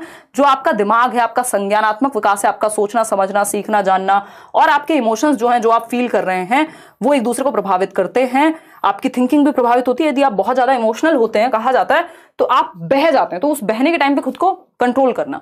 तो कॉग्निशन इमोशन एक दूसरे को प्रभावित करते हैं, ये बात हमें पता होनी चाहिए. अच्छा, वॉटसन कहते हैं, पेपर में क्वेश्चन पहले पूछा जा चुका है, घुमा फिरा के कहीं से पूछ ले तो आपको पता होना चाहिए. वॉटसन एक व्यक्ति है, वैसे तो व्यवहारवाद में आते हैं, बट सीटेट में व्यवहारवाद पढ़ने नहीं बैठना आपको, है ना. तो वॉटसन कहते हैं कि 3 इमोशंस जन्म से हैं हमारे अंदर, फॉल, FAL. ठीक, फियर, एंगर और लव, यानी भय जन्म से है. आप बच्चे को बहुत तेज उछालिए, पहले डरना महसूस करेगा. एंगर यानी क्रोध, वो भी जन्म से है, एंगर. लव, प्रेम, 2.5 आखर प्रेम का. पढ़ के पंडित आपको नहीं होना है, क्योंकि आपको 30 नंबर लाने हैं CDP में. इस टाइम पे थोड़ा सा साइड रख सकते हैं. ठीक है, तो अगर हम बात करें फियर, एंगर और लव, ये क्या है, ये 3 इमोशंस हैं जो बाय बर्थ हैं व्यक्ति में, ऐसा वॉटसन कह रहे हैं. 14 इंस्टिंक्ट और इमोशंस की थियरी दी है विलियम मैकडूगल ने. वो कहते हैं 14 इंस्टिंक्ट होते हैं जिनसे 14 इमोशंस जनरेट होते हैं. उसको आप छोड़ भी सकते हैं, सीटेट के लेवल का काम नहीं है, बट फिर भी आपकी इच्छा हो तो आप जान सकते हैं ऐसे. तो ये फियर, एंगर, लव जन्म से होते हैं. कई बार क्या देगा आपको, 4 ऑप्शन दे देगा. अच्छा, एक और बात ध्यान में रखिएगा, इसमें लव क्या है, एक पॉजिटिव इमोशन है. इस बार बहुत क्वेश्चन आया हुआ है कि कौन सा इमोशन है जो आपको सीखने में मदद करेगा. तो लव एक इमोशन हो सकता है, ड्राइविंग फोर्स है बहुत बड़ा, है ना. लोग IAS वाईएस बन जाते हैं प्यार व्यार के चक्कर में. ठीक, हालांकि एंगर में ही बनते हैं बहुत सारे लोग. तो लव और क्या हो सकता है, प्राइड। प्राइड नेगेटिव वाला नहीं, घमंड वाला प्राइड नहीं, गर्व, जब आप अच्छा महसूस कर रहे हैं, एक्साइटेड हैं अगर आप किसी चीज को लेकर के। बोर्डम क्या हो गया, एक नेगेटिव इमोशन हो गया। इस बार बहुत सारे क्वेश्चन है पेपर में, अगर आप बोर्डम महसूस कर रहा है बच्चा तो भाई सीख नहीं पाएगा, क्योंकि इमोशन और कॉग्निशन जो सीखना है क्लासरूम में वो आपके इमोशन से भी तो प्रभावित होगा, आपको बच्चे के दिल से भी तो जुड़ना पड़ेगा, ठीक है ना। तो लव, प्राइड या और इस तरह के पॉजिटिव इमोशंस जो आपको बिलोंगिंगनेस, सेंस ऑफ बिलोंगिंगनेस हो सकता है, ये पॉजिटिव हैं। जो चीजें नेगेटिव इमोशंस हैं, एंगर, फियर, ये अपने आप में बहुत पॉजिटिव माने नहीं जाते, जरूरी होते हैं सभी तरह के इमोशंस, बट इनको हम पॉजिटिव नहीं मानेंगे, ठीक है। आगे बढ़ते हैं इसी बात पे। चीजें तो इतनी है कि अगर डिस्कस किया जाए तो यही क्लास 8 घंटे की बन जाए, बट देखिएगा आगे बढ़ते हैं। ग्रोथ एंड डेवलपमेंट, वृद्धि एवं विकास का एक बार ये अंतर देख लीजिए, फिर हम चुपचाप से स्टेजेस पे आ जाएंगे। स्टेजेस से कई क्वेश्चन आते हैं पेपर में, ठीक है, मिनिमम 2। देखिएगा कौन है ये देखो, कुछ लोगों को ब्लॉक करने की इच्छा हो रही है मेरी, ऐसी फालतू फालतू बातें मत करो, हैं, मॉडलिंग कर लें हम, यहाँ पे पढ़ने में फोकस नहीं है। ये कौन फांसी फांसी चिल्ला रहा है, कैसी बातें करते हो यार, पढ़ लिया करो। इतनी मेहनत से आपको आइडिया भी नहीं है कि कितनी मेहनत लगती है। कुछ ही लोग शायद इस बात को समझ पाएंगे, काफी मेहनत लगती है ना। कोई भी टीचर जो भी कोशिश कर रहा है ना आपके साथ जुड़ने की, या कोई भी पढ़ाने आ रहा है, अगर सच में टीचर है तो वो मेहनत करता है बहुत। जितना आप पढ़ रहे होंगे शायद उससे ज्यादा मेहनत साथ में या उसके बराबर तो एटलीस्ट करनी ही पड़ रही होगी। तो ये जरूरी है कि उस चीज को रिस्पेक्ट करके हम फोकस करें, ठीक है। चलिए आते हैं, ये हंसी मजाक की बातें इसलिए होती है कि आप पढ़ते भी रहें साथ साथ और थोड़ा सा मूड भी फ्रेश रहे, इसलिए नहीं होती कि सिर्फ हंसी मजाक पे अटक जाएं। ग्रोथ और वृद्धि जिसको हम कह रहे हैं, व्यापक होता है डेवलपमेंट, लेकिन डेवलपमेंट को हम विकास कहेंगे, ठीक है, विकास कहेंगे। तो ग्रोथ के अंदर डेवलपमेंट के अंदर ही ग्रोथ है, तो जो भी कुछ ग्रोथ में है या मैच्योरिटी भी किसके अंदर आएगी, डेवलपमेंट के अंदर ही आएगी। तो दोनों इससे जुड़े हुए हैं। तो व्यापक है, ब्रॉड डोमेन है, इसमें सब कुछ आ जाएगा, 4 प्रकार हैं। वहीं ये नैरो है, संकुचित है, इसमें सिर्फ शारीरिक पक्ष आते हैं, शरीर की लंबाई चौड़ाई, ये सारी चीजें। मात्रात्मक या परिमाणात्मक परिवर्तन, यानी कि क्वांटिटेटिव चेंजेस सेकंड पॉइंट है। और यहां पे क्या आएंगे, परिमाणात्मक के साथ साथ गुणात्मक भी आएंगे, यानी क्वालिटेटिव एंड क्वांटिटेटिव बोथ। वृद्धि सामान्यतः शारीरिक परिवर्तन यानी फिजिकल चेंजेस से जुड़ी हुई है, जबकि जो डेवलपमेंट है वो फिजिकल, कॉग्निटिव, सोशल, इमोशनल, यानी आपके मेंटल, सोशल, इमोशंस, कॉग्निशन, इन सब से जुड़ी हुई है। 4 प्रकार हैं विकास के। वृद्धि का मापन सही से किया जा सकता है, यानी हम ठीक से मेजर कर सकते हैं, क्योंकि ये संकुचित है, नैरो है। लेकिन डेवलपमेंट का असेसमेंट होता है बहुत केसेस में, आप एग्जैक्टली नहीं माप सकते कि सामने वाले में विकास हुआ है, यानी समझ बेहतर हुई है, इमोशनली अच्छा हुआ है, तो कितने % हुआ है, तो आप आकलन करते हैं उसका। संरचनात्मक यानी स्ट्रक्चरल चेंजेस आते हैं वृद्धि में, जबकि फंक्शनल चेंजेस आते हैं विकास में। क्लियर है बात या नहीं है, फटाफट से बता दीजिए, ठीक। चलिए आगे बढ़ते हैं, ठीक। देखिएगा स्टेजेस ऑफ डेवलपमेंट, कोशिश कीजिए लाइव ही अटेंड करें सेशन। बाद में कई लोगों की मजबूरी होती है क्योंकि उनको जल्दी सोना होता है या चीजें, बट लाइव क्लास में एक एनर्जी बनी रहती है। विकास के चरण पे आते हैं। विकास के चरण अगर आप देखेंगे तो इसमें 4 ही चरण हैं जो आपके काम के हैं। इन्फेंसी यानी शैशवावस्था, जन्म से 2 वर्ष। अर्ली चाइल्डहुड, पूर्व बाल्यावस्था 2 से 6 वर्ष। लेटर चाइल्डहुड, उत्तर बाल्यावस्था 6 से 12 वर्ष। एडोलेसेंस यानी किशोरावस्था 12 से 18 वर्ष। हर पेपर में क्वेश्चन इससे आते हैं, स्पेशली जो लोग पेपर 2 दे रहे हैं वो 12 से 18 वर्ष पे ज्यादा फोकस भी करें। कम से कम भी एक क्वेश्चन तो सिर्फ डायरेक्ट इसी से आ जाएगा कि अर्ली चाइल्डहुड का टाइम पीरियड क्या है, आप कहेंगे 2 से 6, ठीक है। लेटर चाइल्डहुड का क्या है, आप कहेंगे 6 से 12। अच्छा, इसमें एक मध्यस्थ भी निकाल देते हैं, मिडिल चाइल्डहुड, तो उस केस में आपको ध्यान रखना है या तो 6 से 11 या 6 से 8, बीच की कोई स्थिति निकाल लेनी है। इन दोनों के कोई फिक्स नहीं होता, उसमें बहुत सारे लोगों ने मिडिल चाइल्डहुड को अलग अलग तरीके से कहा हुआ है, बट अगर पूछे तो अर्ली चाइल्डहुड 2 से 6, इन्फेंसी जन्म से 2, लेटर चाइल्डहुड 6 से 12 और एडोलेसेंस 12 से 18। इन सबको एक एक करके समझेंगे। एडोलेसेंस को अगर WHO की माने, वर्ल्ड हेल्थ ऑर्गेनाइजेशन की माने, तो 10 से 19 वर्ष तक की जो आयु है वो किशोरावस्था के अंतर्गत आती है। एक और चीज, इन्फेंसी से पहले भी एक स्टेज होती है जिसको प्रेगनेंसी पीरियड या कॉन्सेप्शन पीरियड आप कह सकते हैं, कि बच्चा गर्भ में होगा। प्री नेटल पीरियड यानी प्रसव पूर्ण अवस्था कहते हैं, सीटेट में बहुत ज्यादा नहीं आता इससे। इस अवस्था में बच्चा गर्भ में यानी मां के पेट में ही होता है, और गर्भाधान का जो समय है वो 9 महीने है, जन्म से 9 महीने 10 दिन का समय लगभग होता है, 280 दिन या 38 से 40 सप्ताह। जन्म के समय जो नॉर्मल भार है वो 2.5 से 3 किलो होता है, बट ये सब आपके काम का नहीं है। और 25% यानी 1/4 बच्चे के मस्तिष्क का जो है वो साइज होता है जन्म के समय बॉडी के। अब आते हैं सबसे पहले इन्फेंसी को पढ़ेंगे, यहां से क्वेश्चंस आपको देखने को मिलते हैं। इन्फेंसी क्या कहता है? जन्म से 2 वर्ष है, एक तो इसका जो काल है ये 0 to 2 years, 0 days में नहीं है बट ईयर्स के टाइम में ये 0 ही रहेगा, क्योंकि जब तक 365 दिन नहीं होंगे हम इसको 0 ही कहेंगे। ज्ञानेंद्रिया यानी सेंसेस जो हैं, या तो बर्थ टू 2 years लिख लीजिएगा या 0 to 2 years। बच्चा अपने सेंसेस से सीखता है, जो भी उसकी आंखों से दिख रहा है, जो भी आपके हाथों से वो टच करेगा, जो भी जैसे भी आसपास की चीजें हैं उनको टच और फील करके वो सीखता है, अपने सेंसेस से दुनिया की समझ बनाता है। कोई चीज गर्म है तो हाथ हटा लेगा पीछे, ये हम प्याजे में भी पढ़ने वाले हैं। मोटर एक्शंस, गतिक क्रियाएं करके, ये प्याजे ने भी कहा है। सेंसिटिव पीरियड है, खतरा थोड़ा सा रहता है, हजार्डस कह सकते हैं, सेंसिटिव से भी ज्यादा आप हजार्डस पीरियड कह सकते हो, क्योंकि जो सबसे ज्यादा डेथ्स होती है वो इसी स्टेज में होती हैं, लगभग 1 महीने तक जन्म के बाद, क्योंकि बच्चा गिर गया, कोई बीमारी हो गई, कुछ भी खतरनाक है अपने आप में। फिजिकल डेवलपमेंट और मेंटल डेवलपमेंट भी फास्ट होता है, यानी सभी प्रकार का विकास इन्फेंसी में तेज ही होता है। अगर हम बात करें अर्ली चाइल्डहुड में और तेज हो जाता है अर्ली चाइल्डहुड। अब आते हैं अर्ली चाइल्डहुड पे, ये क्या है भाई? अर्ली चाइल्डहुड है पूर्व बाल्यावस्था, यानी चाइल्डहुड से पहले। चाइल्डहुड को 2 भागों में बांट दिया है, अर्ली और लेटर, तो इसको हम 2 से 6 वर्ष कहते हैं। 2 से 6 वर्ष का समय हम कहते हैं अर्ली चाइल्डहुड को, लिखा भी हुआ है वहां। टॉय एज कहते हैं 3 से 6, ये पेपर में आया हुआ है। इसको टॉय एज को अगर आप अलग अलग लोगों की भाषा में पढ़ेंगे तो इसकी एज अलग अलग मिलेगी। कई लोग कहेंगे कि टॉय एज जन्म से 5 वर्ष होती है, कई जगह पे आपको जन्म से 2 वर्ष मिल जाएगा, और कई जगह पे आपको 2 से 6 या 3 से 6 मिल जाएगा। बट अगर आपको 1 नंबर लेना, ज्यादातर एग्जाम्स में अगर आप प्रीवियस रिकॉर्ड देखेंगे, रीट वगैरह में भी ये पूछा जा चुका है, तो 2 से 6 वर्ष या 3 से 6 वर्ष के समय को टॉय एज कहते हैं, यानी अर्ली चाइल्डहुड को टॉय एज कहते हैं। ये आपको थोड़ा सा यहाँ ध्यान में रखना है, क्योंकि अगर आप बात सीडीपी की करेंगे तो इसमें आप कुछ भी कह सकते हैं, ठीक है ना। तो खिलौना आयु यानी टॉय एज, प्ले एज भी इसी को कहते हैं। एरिक एरिक्सन भी यही कह रहे हैं कि ये क्या है? प्ले एज है, ठीक, प्ले एज है। एरिक एरिक्सन ये कह रहे हैं। एरिक्सन वो व्यक्ति है जिन्होंने आइडेंटिटी क्राइसिस की बात की है, कि भाई हमारा जो पहचान का संकट है कि मैं हूं कौन, वो आता कब है, अभी उस पर करेंगे बात। तो प्ले एज भी यही है, जब बच्चा प्ले वे में जाएगा। फर्स्ट क्लास में तो 6 वर्ष के बाद ही लेके जाएंगे ना उसको, 6 वर्ष पे, इतने तो वो प्ले स्कूल्स वगैरह में खेलता है। तो 2 से 6 वर्ष। फास्टेस्ट लैंग्वेज डेवलपमेंट, ये याद रखिएगा, यहां से क्वेश्चन आता ही है, यानी भाषा का विकास सबसे तेजी से होता है, तो इसको sensitive period for language development कह सकते हैं, यहां लिखा हुआ है, या क्रिटिकल पीरियड कह सकते हैं लैंग्वेज डेवलपमेंट के लिए, फास्टेस्ट पीरियड कह सकते हैं। इसका मतलब क्या है? सेंसिटिव का मतलब है कि यहां पर सबसे तेजी से, संवेदनशीलता से भाषा का विकास हो सकता है। बच्चा बहुत तेजी से वर्ड्स को ग्रैस्प करता है एनवायरनमेंट से, भाषा को बहुत तेजी से सीखता है। अगर डोरेमोन देख रहा होगा तो डोरेमोन से सीख लेगा फटाफट से, फिर वो कहीं भी यूज करता रहेगा उसको, हर दिन नए शब्द सीखेगा, और आपको लगेगा यार ये बात इसने कहां से सीख ली। अगर आप आपस में भी कुछ बात करें तो वही बात रिपीट करेगा, फिर आपको लगेगा अगली बार से शैतान के सामने थोड़ा ध्यान से रहना है ना। तो ये क्या हुआ?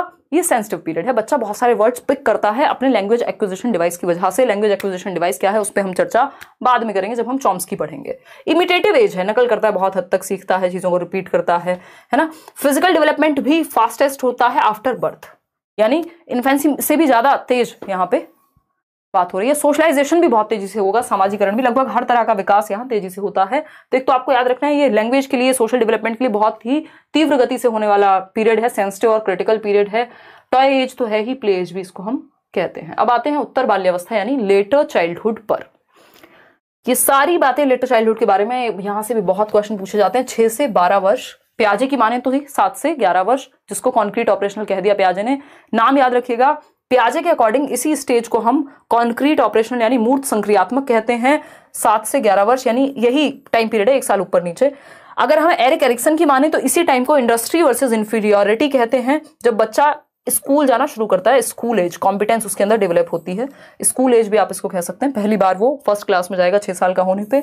लेटेंसी फ्रॉइड की भाषा में कहते हैं, सुषुप्ता अवस्था सिगमंड फ्रॉइड की भाषा में, कि इस टाइम पे लिबिडो जो है वो शांत हो जाएगी, स्कूल की एक्टिविटीज में लग जाएगा।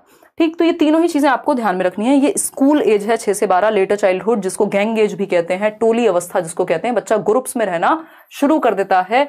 अब क्योंकि इससे पहले वो जाता तो है बट टेम्परेरी फ्रेंडशिप बनाता है। अगर आप देखेंगे 2 से 6 वर्ष में, अगर आप पूर्व बाल्यावस्था में देखेंगे, वो मान लीजिए आप उसको कहीं खाना खिलाने लगे तो 2 मिनट कोई बच्चा मिला, उससे बात कर ली, फिर अपने मम्मी पापा के साथ निकल गया, याद भी नहीं है कौन मिला था। लेकिन यहाँ पे ये लॉन्ग टर्म जो फ्रेंडशिप्स हैं वो बननी शुरू हो जाती हैं, बच्चा ग्रुप में रहना शुरू कर देगा। तो ये गैंग एज है।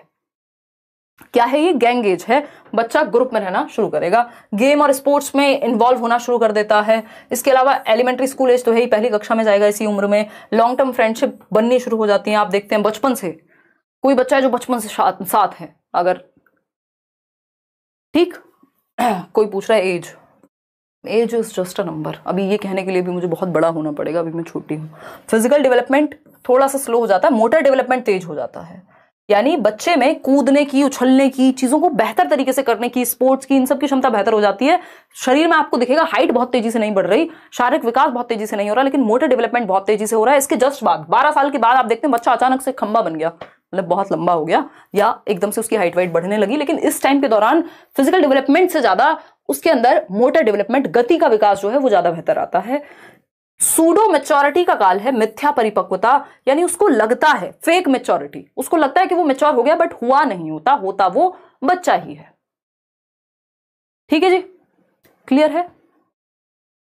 देखो शेम जो है वो नेगेटिव है, ऑफ कोर्स। अगर शेम की आप इमोशन की बात कर रहे हैं तो ये बिल्कुल नेगेटिव है। बच्चे को आप शेम का अनुभव ना कराएं हो सके तो, ठीक है जी, नेगेटिव है ऑफ कोर्स। तो अगर हम बात करते हैं, ये सारी बातें हम कर ही चुके हैं, अब और क्या ही बात करेंगे।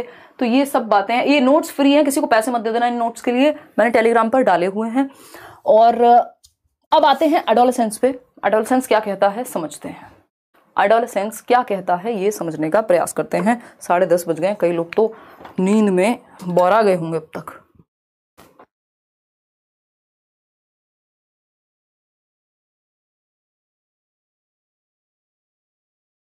तो जिनको क्वेश्चन की बहुत ज्यादा इच्छा है ना, क्वेश्चन प्रैक्टिस करने की, 600 क्वेश्चन सिर्फ सीटेट के लिए करा चुकी हूं।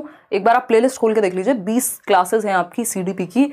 ऑनलाइन पेपर जिस तरह का हुआ है उस तरह के क्वेश्चंस हैं, प्रीवियस ईयर भी हैं, और 30 क्वेश्चंस हैं एक वीडियो में, 20 सेशन है, 600 क्वेश्चन प्रैक्टिस कर लीजिए, उसके बाहर कुछ नहीं आना। देखिएगा, किशोरावस्था यानी एडोलेसेंस, ये है 12 से 18, बहुत इंपॉर्टेंट है, क्वेश्चन आता ही है हमेशा। 12 से 18 वर्ष, WHO की मानेंगे तो 10 से 19 वर्ष हो जाएगा। As per WHO 10 to 19 years of age. ठीक है, ये भी कहीं मैंने देखा था, किसी एग्जाम में पूछा हुआ है, तो इसलिए ये तो खैर मैं बहुत पहले से कराती हूँ, बट ये पूछ भी लिया है, ये मजे की बात है। ट्रांजिशनल पीरियड यानी परिवर्तन का काल, संक्रमण काल भी इसको कहते हैं, गोल्डन पीरियड, स्प्रिंग सीजन भी कह देते हैं, बसंत ऋतु। ट्रांजिशनल क्यों है ये? क्योंकि यहां ट्रांजिशन होगा। इससे पहले क्या था? चाइल्डहुड था, लेटर चाइल्डहुड की अगर हम बात करें, और इसके बाद क्या होगा? अडल्टहुड होगा, वयस्क बन जाएगा, अब उसको वोट का अधिकार हो जाएगा 21 साल का होते ही। तो अब वो बच्चे और बड़े के बीच में कहीं है, ट्रांजिशन में है, परिवर्तन में है। अभी ना वो बच्चा है ना वो बड़ा है, तो इसलिए वो कंफ्यूज भी है, उसको पता नहीं मेरी आइडेंटिटी क्या है। जरा सा कुछ बोलो घर में, कहते हैं अरे तुम तो बड़े हो गए, उतना भी नहीं पता, और फिर जरा सा कुछ और बोल दो तो कहेंगे अरे तुम तो बच्चे ही हो। ठीक है, तो स्ट्रेस एंड स्टॉर्म का काल भी इसको कहा है, तनाव, और क्योंकि एनर्जी बहुत होती है तो हम कह सकते हैं गोल्डन पीरियड है। स्ट्रेस एंड स्टॉर्म यानी तनाव और तूफान की अवस्था, स्टैनली हॉल के अनुसार। तनाव एवं तूफान का मतलब क्या है? बहुत तेजी से rapid hormonal changes, physical changes, cognitive changes, हर तरह के चेंजेस का विस्फोट होता है। अगर हम देखें, परिवर्तनों का विस्फोट है, बहुत तेजी से हार्मोनल, फिजिकल, साइकोलॉजिकल, हर तरह के चेंज बच्चे में आ रहे हैं। इसलिए आपको चिड़चिड़ा मिलेगा, गुस्सा ज्यादा आएगा, और भी बहुत सारी चीजें। ये वो टाइम है जब आप बच्चे से उसका दोस्त बनना शुरू कर दें, अदरवाइज वो अपनी दुनिया अलग बना लेगा और आपकी दुनिया अलग रह जाएगी, फिर वो आपकी सुनेगा भी नहीं। लीडरशिप स्किल्स की अगर हम बात करें तो लीडरशिप स्किल्स क्या है? आप देखते हैं कि बच्चे में उसको स्कूल का हेड बॉय, हेड गर्ल या कुछ एक ग्रुप में शामिल होना है ना। अगर लीडरशिप स्किल्स को डेवलप करना है तो ये उसके लिए भी बेस्ट टाइम है कि वो नेतृत्व का कौशल उसके अंदर विकसित हो जाए। इमोशनल स्टेबिलिटी की, लैक ऑफ इमोशनल स्टेबिलिटी, याद रखिएगा ये बहुत पूछता है, यानी सामवेगिक जो एक स्टेबिलिटी होती है। जैसे आज आपको कोई कहे अरे ये हो गया वो हो गया, अरे तुम्हारे एक्स ने शादी कर ली, हाँ ठीक है कर ली तो क्या करें, हैं कर लेनी चाहिए थी, उम्र जा रही थी, तो ये क्या हुआ? ये स्टेबिलिटी है इमोशनल। ठीक है ना, अगर आप 35 या 45 साल के हैं, उन लोगों की बात कर रही हूं मैं, ठीक है ना, 25 साल में हो सकता है फर्क पड़े इस बात से।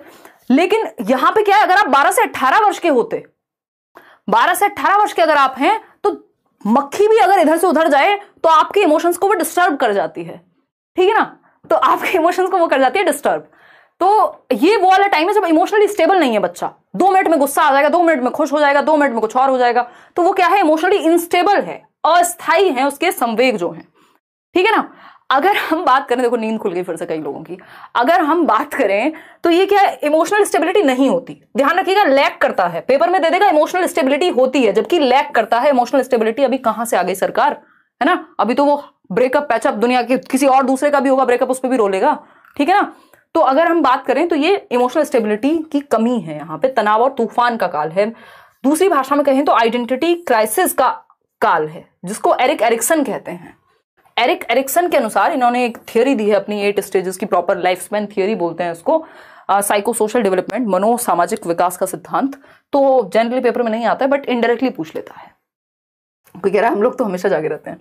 तो पहचान का संकट, आइडेंटिटी क्राइसिस, यानी बच्चा ये ढूंढ रहा है कि मैं हूं कौन, हु एम आई, आखिर मैं हूं क्या और दुनिया में मैं करने क्या वाला हूं, मैं क्या करियर चूज करूंगा, कौन सा पार्टनर चूज करूंगा, मुझे कैसे जीवन बिताना है, मैं हूं कौन। ये सारी कहानी आइडेंटिटी का क्राइसिस है कि जो मेरे पिताजी ने मुझे सरनेम दिया है, मैं वो हूं या मैं कुछ और हूं। और यही कहानी एरिक्सन के साथ चल रही थी, जिन्होंने इस नाम को दिया। इनका नाम है एरिक एरिक्सन। ध्यान से देखिएगा, नाम क्या है, एरिक एरिक्सन। मतलब ये खुद आइडेंटिटी क्राइसिस में थे एक तरह से, और इनको बाद में समझ आया कि यानी एरिक किसका बेटा हुआ, एरिक का ही सन है। तो नाम जो है इन्होंने खुद को ही दिया, ये सरनेम एरिक एरिक्सन, यानी एरिक का ही बेटा है एरिक, है ना। इंटरेस्टिंग है ना। देखो, तो एरिक एरिक्सन की जब हम बात कर रहे हैं तो इन्होंने ये आइडेंटिटी क्राइसिस का कॉन्सेप्ट दिया। बहुत प्यारी थियरी है इनकी, मैंने यूट्यूब पे कराई हुई है, कभी समय मिले तो देखिएगा, बट वो पुराना होगा, आज की डेट में तो हम बहुत बातें करके समझते हैं चीजों को। आइडेंटिटी क्राइसिस, या बैच में आ रहे हैं तो वहां समझ लेंगे, ठीक है ना। अगर हम बात करते हैं आइडेंटिटी क्राइसिस यानी पहचान का संकट, आखिर मैं हूं क्या, मैं करियर क्या चूज करूंगा, मुझे कैसे जीवन जीना है ना। वोकेशनल एंजाइटी नाम की एक चीज होती है, वो होती है यहां पर वोकेशनल एंजाइटी, यानी व्यवसायिक दुश्चिंता कि मुझे करना क्या है लाइफ में। करियर काउंसलिंग लेने जा रहे हैं बच्चे, है ना, दुनिया भर की चीजें, कौन सी स्ट्रीम लूं, इसमें ही पहले तो कंफ्यूज रहता है, भैया साइंस लूं, ह्यूमैनिटीज लूं, कॉमर्स लूं, क्या करूं आखिर जीवन में, किस तरफ जाऊं। किसी ने कहा वो बन जाओ, फलाने हमारे रिश्तेदार हैं, बहुत खुश रहते हैं, बहुत पैसा है उनके पास, अंदर से चाहे रोते रहते हो। बच्चे ने कहा हाँ ठीक है ये बन जाता हूं, फिर वो कंफ्यूज हो जाएगा। तो identity crisis versus role confusion, अगर आइडेंटिटी फॉर्म हो गई तो अच्छा, नहीं तो रोल कंफ्यूजन में रहेगा। फिर आप देखते हैं बहुत सारे लोग बहुत सारे करियर चेंज करते रहते हैं। तो वोकेशनल एंजाइटी का टाइम पीरियड है ये, ठीक है। बात आगे बढ़ेंगे। हमारे पूरा गांव 8 बजे ही सो जाता है, मैं ही जिंदा हूं, आदित्य कह रहे हैं। यार मैं समझ सकती हूँ, कोशिश करेंगे थोड़ा सा 7 बजे करीब रख लें मैराथन, है ना। 6 बजे तो पॉसिबल नहीं है, मैंने आज भी सोचा था बट वो पॉसिबल नहीं हो पाता। तो हो सकता है कि कल 7 बजे मैराथन में लगा दूं और 9 बजे तक फ्री हो जाऊं, क्योंकि मेरा भी एक जीवन है जो बचा नहीं है, जिसमें मैं घूम सकूं, कहीं कुछ खा सकूं, कोई वीकेंड नाम की चीज हो जिसमें, है ना। देखना पड़ेगा। गुरमीत कौन से सब्जेक्ट की बात कर रहे हो भाई। देखिए तो समझते हैं फटाफट से। ब्रिज पीरियड यानी इसको पुल समय अवधि कह सकते हैं आप, ब्रिज कह सकते हैं, इसको भी समझेंगे, मैं आपको एक पिक्चर के थ्रू समझा दूंगी। एडोलेसेंट ईगोसेंट्रिज्म होता है, उसको लगता है सब मुझे देख रहे हैं, मेरा हेयर स्टाइल कैसे बना हुआ। आजकल मेरा भाई है वो नया एडोलेसेंस में आया, किशोरावस्था में, तो मम्मी कह रही थी पूरे दिन शीशे के सामने खड़ा रहता है। तो मैंने कहा अब इस एज में नहीं खड़ा होगा तो कब खड़ा होगा। और मेरे को कह रहा है कि मम्मी देखो मेरे को ऐसे ऐसे बोलती हैं, ये कहती हैं। तो मैंने कहा भाई कम बाल बना लिया करो। और मम्मी में परिवर्तन थोड़ा मुश्किल नहीं हो गया इस उम्र में। तो हालांकि इतना भी कुछ नहीं है, बट वो हंसी मजाक की बातें हैं। तो ये क्या है, उसको लग रहा है सब मुझे देख रहे हैं। वो बाल एक बार में भी बन चुके थे, बट उसको लग रहा है सबका ध्यान मेरे ऊपर है। कपड़े पहन के जाने तो कौन से पहन के जाने हैं, आज मुझे शादी में जाना है अपनी वॉच दे दो। जैसे पूरी दुनिया उसी के ऊपर ध्यान लगा करके रखी हुई है। कोई 2 लोग शादी में बात कर रहे हो तो बच्चे को लगेगा, बच्चा नहीं है एडोलेसेंस में है, किशोरावस्था वाले व्यक्ति को लगेगा कि मेरे ही बारे में बात हो रही है, मेरी ही चीजों को देख करके जल रहे हैं, मेरी ही चीजों को देख करके खुश हो रहे हैं, वॉट एवर इट इज, ठीक है ना। तो ये हुआ एडोलेसेंट ईगोसेंट्रिज्म, यानी किशोरावस्था अहम केंद्रित था। स्प्रिंग सीजन, बसंत ऋतु तो है ही भाई, इतने सारी एनर्जी होती है इस टाइम में आपके पास जिसकी हद नहीं है, ठीक। तो ये वाला समय या तो व्यक्ति को बनाएगा या बिगाड़ देगा। चलिए आगे बढ़ते हैं। ट्रांजिशनल पीरियड क्यों है, ये ब्रिज पीरियड क्यों है, इसको समझते हैं, क्योंकि इससे क्वेश्चन पूछे जाते हैं लगातार। अगर हम देखें तो एडोलेसेंस यानी किशोरावस्था, 12 से 18 वर्ष का काल, 10 से 19 WHO के अनुसार किशोरावस्था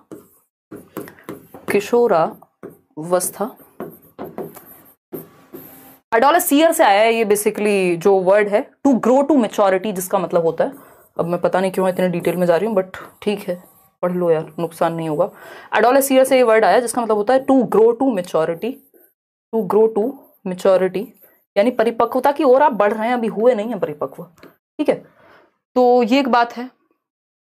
इधर है अडल्टहुड, यानी 21 साल के बाद या 18 साल के बाद अगर आप देखेंगे तो आप अडल्ट कहला रहे हैं, वयस्क बन जाएंगे आप। और इससे पीछे क्या है, चाइल्डहुड, लेटर चाइल्डहुड, जिसमें हम पढ़ के आए कि 12 साल से पहले पहले तक, 6 से 12 वाला जो टाइम है वो चाइल्डहुड का टाइम है। तो एडोलेसेंस बीच में कहीं फंसा हुआ है बेचारा, इसीलिए आइडेंटिटी के क्राइसिस हैं, रोने पड़ रहे हैं, ठीक है। अगर हम देखें तो ये है चाइल्डहुड यानी बाल्यावस्था, 12 वर्ष से पहले पहले बच्चा था, अब 21 के बाद 19 के बाद उसको थोड़ा अडल्ट की तरह ट्रीट करेंगे। बीच में अटका हुआ है, यानी ब्रिज है ये, अपने आप में पुल है। किसके बीच का पुल है ये है एक ब्रिज चाइल्डहुड और अडल्टहुड के बीच का, इसीलिए इसको ब्रिज पीरियड एडोलेसेंस को कहते हैं। दूसरा नाम इसका ट्रांजिशनल यानी परिवर्तन का काल है, ट्रांजिशनल पीरियड। ट्रांजिशन हो रहा है आपका एक बच्चे से एक अडल्ट में, तो इसको ट्रांजिशनल पीरियड भी हम कहते हैं। क्लियर है बात या नहीं? क्लियर है या नहीं है, बताओ एक बार। सबको क्लियर है ये बात? चलिए आगे बढ़ते हैं। स्टैनली हॉल ने क्या कहा है इसको, तनाव एवं तूफान का काल है। एडोलेसेंट ईगो सेंटर्स मैंने आपको बता दिया। अच्छा, इसमें यार सीटेट लेवल का नहीं है, छोड़ देते हैं उस बात को। दो बेसिकली वो होते हैं आपके हार्मोन्स डिसऑर्डर होते हैं। एक बिंज डिसऑर्डर होता है जिसको बुलीमिया कहते हैं, बहुत ज्यादा खाता है बच्चा और उगल देता है एडोलेसेंस में ही। और एक होता है आपका एनोरेक्सिया नर्वोसा, बहुत कम खाती हैं लड़कियां क्योंकि उनको लगता है उनका जो वेट है वो बढ़ रहा है। ये दोनों जो डिसऑर्डर हैं वो भी एडोलेसेंस के ही डिसऑर्डर्स हैं। अब आते हैं नेक्स्ट टॉपिक जो है आपका हेरिडिटी एंड एनवायरनमेंट। इससे भी क्वेश्चन निश्चित रूप से आता है, चाहे केंद्रीय विद्यालय हो, सीटेट हो, कोई और दुनिया का पेपर हो जहां पे टीचिंग की तैयारी हो रही हो। हेरिडिटी एंड एनवायरनमेंट यानी आनुवांशिकता एवं वातावरण, ठीक है। ये क्या है, हेरिडिटी को हम कहते हैं कि ये नेचर का पार्ट है, यानी प्रकृति पोषण विवाद भी कह देते हैं। इस पे बहुत ही ज्यादा लड़ाइयां भी होती हैं मनोवैज्ञानिकों के बीच, चाइल्ड साइकोलॉजिस्ट के बीच, कि भाई नेचर ज्यादा जरूरी है या नर्चर ज्यादा जरूरी है। मनीष, एक और फालतू सवाल आपने किया और आप गए, है ना। आज आपको लग रहा है मैं मजाक के उतने मूड में हूं, कितनी सीरियस बातें चल रही हैं। हम यहाँ एरिक्सन डिस्कस कर रहे हैं, हम यहाँ ऐसे ऐसे लोगों को डिस्कस कर रहे हैं जिन्होंने दुनिया बदल दी, पढ़ाई की दुनिया, मनोविज्ञान में और बच्चों के विकास में, चाइल्ड डेवलपमेंट में, सब पलट के रख दिया। और आप लगे हैं शादी कब करेंगे, हैं? मेरी शादी से दुनिया रुकी हुई है जैसे, हैं? चलो आओ फटाफट इधर आ जाओ, पढ़ लो, इतनी रात को लगे हुए हो। प्रकृति यानी नेचर, जिसको हेरिडिटी आनुवंशिकता कहते हैं। नेचर मतलब जो आपको मिल चुका है, आप इसको कह लीजिए नेचर से मिला है या आपके जीन्स से, जेनेटिक मेकअप से मिला है, जिसमें बदलाव संभव नहीं है, स्टैटिक है, ये स्थिर है, ऐसा नहीं हो सकता। आपकी आंखों का रंग आपको आज काला मिला है, कल आप उसको कुछ और बना लें, ठीक है ना। तो स्थिर है, फिक्स्ड है एक तरह से अगर देखा जाए। बहुत रेयर चेंजेस आते हैं, वो भी जनरेशन बाय जनरेशन। नर्चर की अगर हम बात करें तो इसको पोषण कहते हैं, कि जो नर्चर, पोषण कहां से मिलेगा, खाना पीना माहौल जो भी है वो एनवायरमेंट से मिलेगा। तो नर्चर का मतलब एनवायरमेंट यानी वातावरण हो गया, ठीक है जी बात। वातावरण एक डायनामिक फैक्टर है, परिवर्तनशील है। आज आप गांव में रहते हैं, कल आप शहर में जा सकते हैं, कल आप शहर में रहेंगे, परसों गांव में जा सकते हैं, और गांव से अमेरिका जा सकते हैं, अमेरिका से रूस, रूस से जहां चाहें घूम सकते हैं पूरी दुनिया, और फिर वापस से गांव आ सकते हैं। तो ये क्या हुआ, डायनामिज्म है, परिवर्तन है। जैसे डेवलपमेंट भी क्या, एक चेंज की प्रोसेस है, ठीक है ना।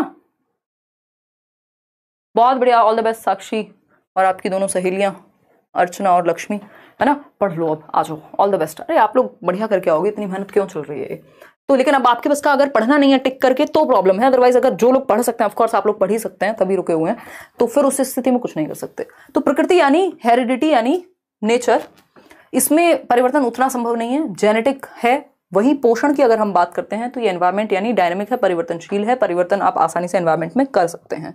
अब कई लोग कहते हैं हेरिडिटी ज्यादा इंपॉर्टेंट है यानी नेचर ज्यादा इंपॉर्टेंट है, कई लोग कहते हैं नर्चर ज्यादा इंपॉर्टेंट है यानी पोषण ज्यादा इंपॉर्टेंट है, एनवायरमेंट ज्यादा इंपॉर्टेंट है। देखिए, अगर हेरिडिटी नहीं होगी तो एनवायरमेंट कितना भी अच्छा दे लीजिए, मान लीजिए एक बच्चे का बिल्कुल बुद्धि लब्धि एकदम इडियट वाली है, मतलब उसका जो है मानसिक विकास बिल्कुल रिटार्डेड है, तो एनवायरमेंट बहुत अच्छा देके भी बहुत ज्यादा परिवर्तन नहीं आ जाएगा। और अगर मान लीजिए हेरिडिटी बहुत अच्छी है और एनवायरमेंट एकदम खराब मिल गया, तो जिसको साइंटिस्ट बनना था वो चोर या टेररिस्ट भी बन सकता है। तो ये क्या हुआ, दोनों ही चीजें महत्वपूर्ण हो गई, ठीक। तो हम ये कहेंगे नेचर और नर्चर की जब हम बात कर रहे हैं तो दोनों ही महत्वपूर्ण हैं। नेचर और नर्चर की डिबेट में आपको दोनों के साथ रहना है। कुछ पक्षों में नेचर ज्यादा प्रभावी हो जाता है, यानी हेरिडिटी, जैसे आपकी आंखों का रंग, आपकी बालों का रंग, आपका बॉडी टाइप, आपकी हाइट, ये सब हेरिडिटी से ज्यादा प्रभावित होती हैं। और आपका जो एजुकेशन है, न्यूट्रिशन है, ये एनवायरमेंट से, ट्रेनिंग है, वो एनवायरमेंट से ज्यादा प्रभावित होती है। तो डेवलपमेंट क्या है? प्रोडक्ट है। डेवलपमेंट क्या है? वुडवर्थ कहते हैं दोनों ही महत्वपूर्ण है विकास में, चाहे वो हेरिडिटी हो चाहे वो एनवायरमेंट हो, दोनों का गुणनफल है विकास।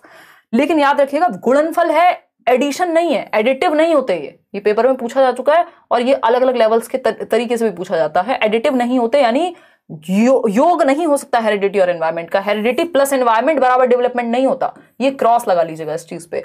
हेरिडिटी इनटू एनवायरमेंट होगा, हेरिडिटी की गुणा होती है एनवायरमेंट के साथ, दोनों क्या करते हैं? प्रतिक्रिया करते हैं, आपस में इंटरेक्शन होता है हेरिडिटी और एनवायरमेंट का, और तब जाकर के विकास होगा। तो डेवलपमेंट बराबर हेरिडिटी इनटू एनवायरमेंट। अब इसमें ऐसा नहीं कि 50% रोल जो है हेरिडिटी का है, 50% एनवायरमेंट का है। अगर ऐसा होता तो फिर ये एडिटिव हो जाते, इनमें योग संभव था। फिर तो 50% हेरिडिटी 50% एनवायरमेंट बन गई चाय। ऐसा थोड़ी है, कॉम्प्लेक्स इंटरप्ले है, जटिल पारस्परिक क्रिया है। कुछ क्षेत्र में हेरिडिटी बहुत ज्यादा प्रभावी हो जाती है, कुछ में एनवायरमेंट ज्यादा प्रभावी हो जाता है। ठीक है ना? अगर आप एजुकेशन की बात कर रहे हैं तो फिर एनवायरमेंट मैटर ज्यादा करेगा। अगर हम हेरिडिटी की बात कर रहे हैं तो आपका जो इंटेलिजेंस का स्तर है वो हेरिडिटी से ज्यादा प्रभावित होगा। हेरिडिटी क्या है? फिक्स्ड है, स्टैटिक है, स्थायी है। एनवायरमेंट डायनेमिक और चेंजेबल है, यानी परिवर्तनशील है। Heredity can be best viewed, हम हेरिडिटी को देख सकते हैं जो एक रेंज सेट करती है। हेरिडिटी एक बेस तैयार कर देती है, केवीएस में पूछा जा चुका है। क्या है? हेरिडिटी एक बेस तैयार कर देती है, डेवलपमेंट के लिए एक आधार प्रदान कर देती है। हेरिडिटी क्या है? अब हम ये पढ़ेंगे थोड़ा सा। हेरिडिटी लोअर लिमिट और अपर लिमिट सेट कर देती है डेवलपमेंट के लिए, बीच में आप एनवायरमेंट की वजह से खेलते रहते हैं, है ना? तो एक लिमिट तय करने में या बेस देने का काम करती है हेरिडिटी। अगर आप हेरिडिटरी बिल्कुल ही ठीक स्थिति में नहीं है, मानसिक विकास आपका बिल्कुल ही जड़ बुद्धि है, तो उस स्थिति में बहुत ही मुश्किल है कि आपको कितना भी अच्छा एनवायरनमेंट देके गिफ्टेड बना दिया जाए, वो फिर पॉसिबिलिटी नहीं हो पाएगी। ठीक है, लेकिन हाँ, ज्यादातर लोगों का आईक्यू एवरेज होता है, तो इसलिए आप इसमें अपनी असफलताओं का जो ठीक रहा है वो खुद पे फोड़िएगा। ये मत कहिएगा हमें तो हेरिडिटी से अच्छी इंटेलिजेंस नहीं मिली थी। ज्यादातर दुनिया सिर्फ 2% लोग हैं जो जीनियस हैं, और 2% लोग से भी कम हैं जो एकदम इडियट हैं, बाकी सब एवरेज में ही हैं। More than 50% population average IQ रखती है। आईक्यू पे आएंगे अभी। तो is actually shaped by the support and opportunities of the environment, यानी जो हेरिडिटी है उसको सपोर्ट मिलती है, एनवायरनमेंट और हेरिडिटी दोनों काम करते हैं। बेसिकली सपोर्ट देखिएगा, जो डेवलपमेंट है उसको सपोर्ट मिलता है हेरिडिटी और एनवायरनमेंट में जो अपॉर्चुनिटीज मिली हैं उससे। ठीक है, ये वही बेसिक बात जो हम 4 बार रिपीट कर चुके हैं। यार आजकल मेरी तबीयत जो है ना वो थोड़ी सी एग्जॉस्टेड हूं मैं। देखिएगा, अब आते हैं प्रिंसिपल्स ऑफ डेवलपमेंट पर। प्रिंसिपल्स ऑफ डेवलपमेंट देखिएगा, नेक्स्ट वीकेंड शायद सैटरडे संडे आपकी ऑफलाइन क्लासेस मैं रख सकती हूँ, तो दिल्ली आने के लिए तैयार रहिएगा। ठीक है जी, मैंने सोचा था 2-2.5 घंटे रखे हैं आज की क्लास। अभी कितना समय हुआ है हमको? अभी तो 1.5 घंटा हुआ है। बहुत बड़ा श्रद्धा। चलिए अभी पढ़ते हैं। तो प्रिंसिपल्स ऑफ डेवलपमेंट देखिएगा, प्रिंसिपल्स पढ़ेंगे, फिर उसके बाद हमारे पास है इंडिविजुअल डिफरेंसेस का टॉपिक, फिर उसके बाद है हमारे पास, चलते हैं अभी तो पढ़ते हैं, कोई दिक्कत नहीं। पढ़ने के लिए तैयार हो ना, मतलब रुक सकते हो ना रात को, सुबह कहीं जाना तो नहीं है, संडे है आज तो।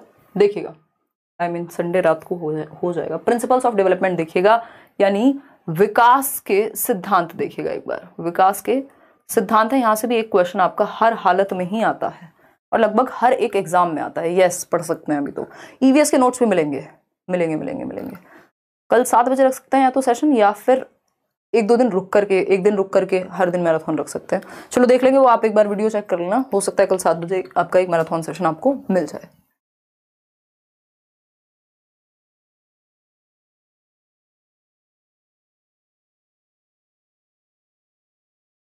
चलिए बहुत बढ़िया, अभी तो जगे हुए हैं आप। प्रिंसिपल्स ऑफ डेवलपमेंट यानी विकास का सिद्धांत। प्रिंसिपल्स ऑफ डेवलपमेंट, विकास के सिद्धांत, यानी विकास क्या है? एक यूनिवर्सल या ब्रॉड प्रक्रिया है, एक बहुत बड़ी प्रक्रिया है। तो इसको समझने के लिए कुछ सिद्धांत बनाए गए कि इसको बेहतर तरीके से समझें, इसलिए कुछ रूल्स बना लो। जैसे ह्यूमन नेचर क्या है, बड़ा कॉम्प्लेक्स सा है, तो समाज ने क्या किया यार, तमीज से रहने के लिए कुछ रूल्स बना लो। तो रूल्स क्या हमें हेल्प कर देते हैं, ज्यादा भसड़ नहीं होती दिमाग में, हमें पता होता है ये फॉलो करना है, अगर ज्यादा दिमाग नहीं लगाना तो ये फॉलो कर लो, चुपचाप से बात खत्म। ठीक, तो इसी तरह से विकास के भी कुछ सिद्धांत बनाए गए कि इन सिद्धांतों पे विकास काम करता है, क्योंकि विकास एक ब्रॉड प्रक्रिया है, बहुत ही बड़ी प्रक्रिया है, तो इसको बेहतर तरीके से समझने के लिए कुछ सिद्धांत डेवलप किए गए। सबसे पहली बात कि डेवलपमेंट क्या है, यूनिवर्सल है। यहां लिख लीजिएगा, development is universal. Development is universal. Universal यानी विकास एक सार्वभौमिक प्रक्रिया है। विकास एक सार्वभौमिक प्रक्रिया है। सार्वभौमिक प्रक्रिया है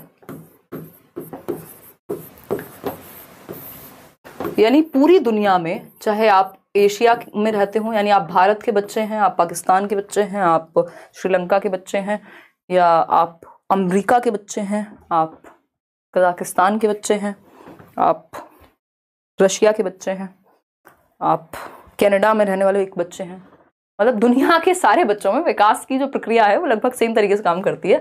यानी विकास सार्वभौमिक है। एटलीस्ट जो स्टेजेस हैं, तो इन्फेंसी पूरी दुनिया के हर बच्चे के लिए एक जैसा ही रहेगा। चाइल्डहुड है तो सभी के लिए एक जैसा रहेगा, ऐसा तो नहीं है चाइल्डहुड में अगर रशिया का बच्चा है तो वो तो भाई ओलंपिक्स में चला जाता है और यहाँ बच्चे चल नहीं पाते, ऐसा नहीं होता ना। मतलब जा सकता है ट्रेनिंग वगैरह से, लेकिन इन्फेंसी मतलब सभी के लिए एक जैसा। जन्म से 2 वर्ष में यदि बच्चा सेंसस से सीखता है तो पूरी दुनिया के बच्चे ऐसे ही सीखते हैं, है ना। बच्चा अगर चलने से पहले क्रॉल करना, घिसट के चलना सीखता है तो वो सारी दुनिया में यही पैटर्न फॉलो होता है। यानी विकास का जो पैटर्न है वो यूनिवर्सल है। ठीक, विकास का पैटर्न यूनिवर्सल है सभी के लिए, लेकिन रेट डिफरेंट है। याद रखिएगा, दर भिन्न है। 2 सेम एज के बच्चे भी अलग अलग तरह से एक्टिविटी कर सकते हैं। देखिए, डेवलपमेंट इज कॉन्टिन्यूअस, ये हमें पता है, सतत चलता है। लाइफ लॉन्ग, वूम टू टूम, ये हुआ पहला सिद्धांत, जीवन पर्यंत चलेगा। डेवलपमेंट इज सीक्वेंशियल और ऑर्डरली, यानी क्रम में होता है। इन्फेंसी के बाद आपका चाइल्डहुड आएगा, उसमें भी पहले अर्ली चाइल्डहुड, लेटर चाइल्डहुड, फिर एडोलेसेंस, फिर अडल्टहुड, फिर ओल्ड एज जाकर के कहीं आएगी। एक क्रम है, एक सीक्वेंस है। Rate of development varies person to person, विकास की दर भिन्न होती है। याद रखिएगा, इसका जो पैटर्न है, जो विकास का पैटर्न है, वो पूरी दुनिया में सभी के लिए सेम है, यूनिवर्सल है। जो पैटर्न है, जो डेवलपमेंट का पैटर्न है वो यूनिवर्सल है। सब जगह पे पैटर्न ऐसा ही फॉलो होता है कि पहले बच्चा बैठना सीखता है, फिर वो घिस घिस के, मतलब पहले चलना सीखता है, फिर बैठना सीखता है, फिर खड़े होना सीखेगा, फिर चलना सीखेगा, फिर दौड़ना सीखेगा कहीं। ये क्या है, एक पैटर्न है जो सब जगह फॉलो होगा। बच्चा पहले एक सेंटेंस बोलने से पहले वो सिंगल शब्द बोलना शुरू करता है, उसके बाद वो 2 शब्दों को जोड़ के नया शब्द जोड़ेगा। तो ये क्या हुआ, एक पैटर्न है, सेम होगा, यूनिवर्सल है। लेकिन रेट सेम नहीं है। यानी पैटर्न तो सेम है सभी के लिए, विकास का जो पैटर्न है वो सेम है, लेकिन रेट इज डिफरेंट, दर जो है वो भिन्न है। अगर 2 सेम एज के बच्चे हैं, दोनों में सेम गति से विकास होगा जरूरी नहीं है।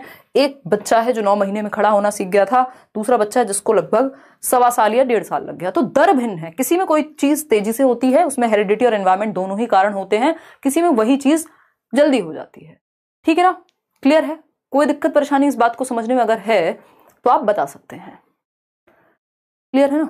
चलिए, तो रेट इज डिफरेंट, याद रखिएगा, ये बहुत इसमें कंफ्यूजन होती है। रेट डिफरेंट है, दर जो है वो भिन्न है, पेस जो है वो भिन्न है। भाषा बदल दे उससे कोई फर्क नहीं पड़ता, है ना। पेस डिफरेंट हो सकता है, लेकिन स्टेजेस सेम है, पैटर्न सेम है, पूरी दुनिया के लिए यूनिवर्सल है, सार्वभौमिक है।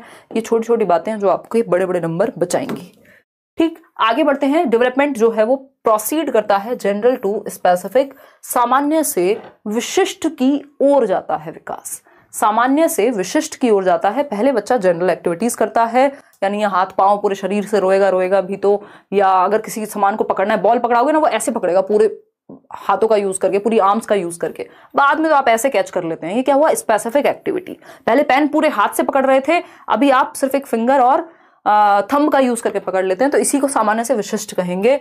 Growth and development is a product of heredity and environment, यानी विकास किसका गुणनफल है, आनुवांशिकता और वातावरण का। हम जो भी हैं, तीसरा फैक्टर ही नहीं है, या तो हमें एनवायरमेंट से मिला होगा या हेरिडिटी, या इन दोनों का इंटरेक्शन होगा। ठीक है ना, ऐसा नहीं हो सकता आपकी जो भी इंटेलिजेंस का स्तर है, या तो एनवायरमेंट या तो हेरिडिटी, कोई और तीसरी चीज तो है नहीं, इन दोनों का ही प्रोडक्ट है।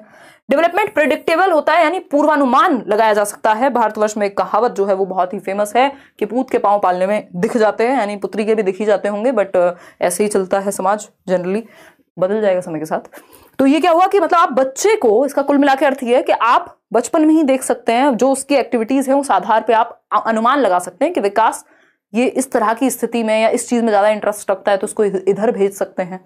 या फिर ये भी पूर्वानुमान लगा सकते हैं कि बच्चा बैठना सीखेगा, क्रॉल करना सीखेगा, या वॉकिंग पहले सीखेगा, उसके बाद वो जंपिंग सीखेगा, उसके बाद वो रनिंग सीखेगा। ये क्या है, एक अनुमान है, क्योंकि एक पैटर्न है ना, तो पैटर्न की वजह से हम क्या एक अनुमान लगा सकते हैं कि विकास की प्रक्रिया चलती कैसे है।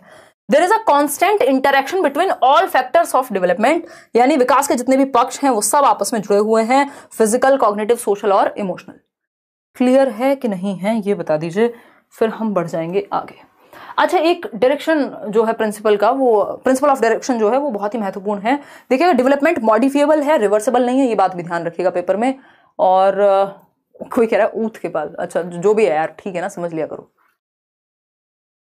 हाँ एग्जैक्टली आदि, बहुत ही बढ़िया। देखिएगा, अगर हम बात करते हैं यहाँ पे प्रिंसिपल ऑफ डायरेक्शन की, तो प्रिंसिपल ऑफ डायरेक्शन क्या कहता है भाई, दिशा का सिद्धांत है, यानी विकास की एक दिशा होती है जिसको फॉलो करता है वो। इसमें दो सिद्धांत हैं दिशा में, एक है सेफेलोकॉर्डल यानी सिरोध पदोन्मुखी या लंबवत या लॉन्गिट्यूडिनल विकास, इसको हम कहते हैं। लॉन्गिट्यूड समझते हैं ना, लंबवत, जब आप गणित में पढ़ते होंगे एक लॉन्गिट्यूड होता होगा जिसको हम लंब बोलते थे ना, और ये एक बेस होता था, फिर हाइपोटेन्यूज होती थी, कर्ण जिसको बोलते थे। तो ये क्या है, लंबवत मतलब स्ट्रेट, टॉप टू डाउन, ठीक है ना, टॉप टू डाउनवर्ड्स चलेगा, हेड टू टो जाएगी, विकास की एक दिशा है जिसको हम सेफेलोकॉर्डल, सेफेल का मतलब है खोपड़ी, कॉर्डल मतलब जो आप नीचे की तरफ जुड़ा हुआ हिस्सा है। तो पहले बच्चा अपना सर संभालना यानी अपनी गर्दन संभालना सीखेगा, और जन्म के समय भी आप देखते हैं सर का ही भार ज्यादा है, तो पहले सर विकसित होगा, फिर आप गर्दन संभालना सीखते हैं, फिर नीचे के पार्ट पे कंट्रोल आता है, फिर खड़े होना सीखते हैं, फिर जाकर के चलना सीखते हैं। तो हेड टू टो यानी सर से पैर की ओर, पैर के अंगूठे, टो का मतलब यहां हो गया सर से पैर की ओर विकास की दिशा जाती है, यानी मैं कहूं इसको टॉप टू डाउनवर्ड्स, लॉन्गिट्यूडिनल लंबवत कह सकते हैं इसको हम, सेफेलोकॉर्डल, सेफेल यानी खोपड़ी से, ठीक, गर्दन संभाली, फिर धीरे धीरे टॉर्सो पे कंट्रोल आएगा। अब आते हैं प्रॉक्सिमो डिस्टल, दूसरी दिशा है प्रॉक्सिमो डिस्टल, नियर टू फार यानी केंद्र से बाहर, पेरिफेरी, पेरिफेरी मतलब centre, proximity, proximo distal, distal का मतलब है फार, तो नियर टू फार यानी समीप से दूर की ओर। समीप क्या है, आपका हार्ट, आपकी स्पाइनल कॉर्ड जो सेंटर है आपकी बॉडी का वो समीप है, और उससे बाहर की ओर कंट्रोल आता है, आपके इन शोल्डर्स पर, या मैं कहूं इसके बाद आपकी आर्म्स पर कंट्रोल आता है, आर्म्स के बाद आपका हाथों पर कंट्रोल आता है, हाथों के बाद आपका उंगलियों पे कंट्रोल आता है। ये है near to far, centre to periphery, केंद्र से बाहर की ओर या सीमाओं की ओर, पेरिफेरी।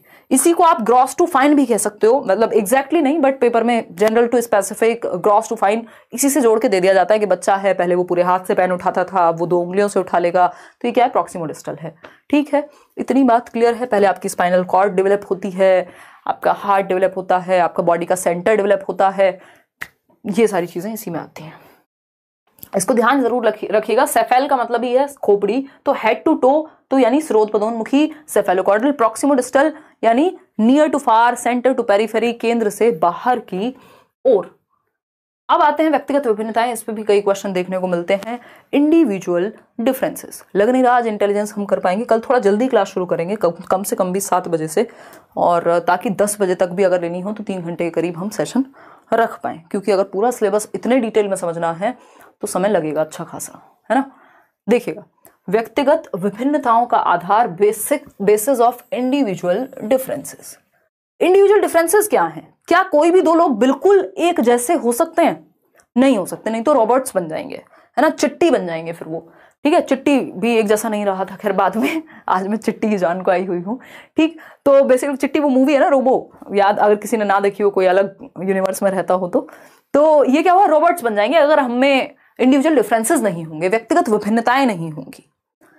बोला जाता है वन साइज फिट्स ऑल जैसा कुछ नहीं होता, यानी आप एक टी शर्ट लाइए, मान लीजिए एक साइज की, मीडियम साइज की, क्या वो सबको फिट आ जाएगी? नहीं आएगी। ऐसे ही मनुष्य भी हैं।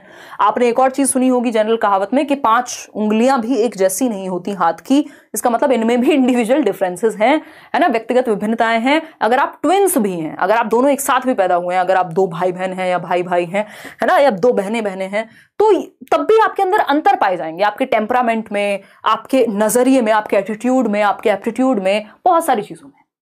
ठीक है ना। तो कोई भी दो लोग, जैसे हमारा थंब इंप्रेशन एक नहीं होता, वैसे ही कोई भी दो लोग पूरी तरह से एक नहीं होते। कुछ चीजें सेम होती हैं, कुछ चीजें डिफरेंट होती हैं, इसी से डाइवर्सिटी क्रिएट होती है। अदरवाइज हम कहते हैं भारत विभिन्नताओं का देश है, यूनिटी इन डाइवर्सिटी। अगर सब एक जैसे हो जाएंगे मजा नहीं आएगा। सोचो एक और व्यक्ति है आपके ही जैसा, एकदम कोई रिलेशनशिप में नहीं आएगा, कोई गर्लफ्रेंड बॉयफ्रेंड का चक्कर नहीं है, सब एक ही जैसे हैं, कोई मजा नहीं आता, कोई वैरायटी नहीं है, कोई रंग नहीं है ना।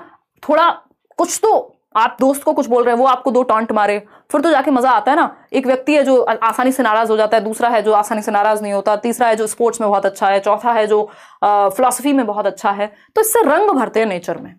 तो इंडिविजुअल डिफरेंसेस क्या है, एकदम नेचुरल हैं, और ये सिर्फ हम में, ह्यूमंस में नहीं, जानवरों में भी पाए जाएंगे, पेड़ों में भी पाए जाएंगे, लगभग हर स्पीसीज में पाए जाते हैं। जितनी भी प्रजातियां हैं, जितनी भी दुनिया भर में जितनी भी चीजें हैं, वहां पर पाई जाएंगे इंडिविजुअल डिफरेंसेस।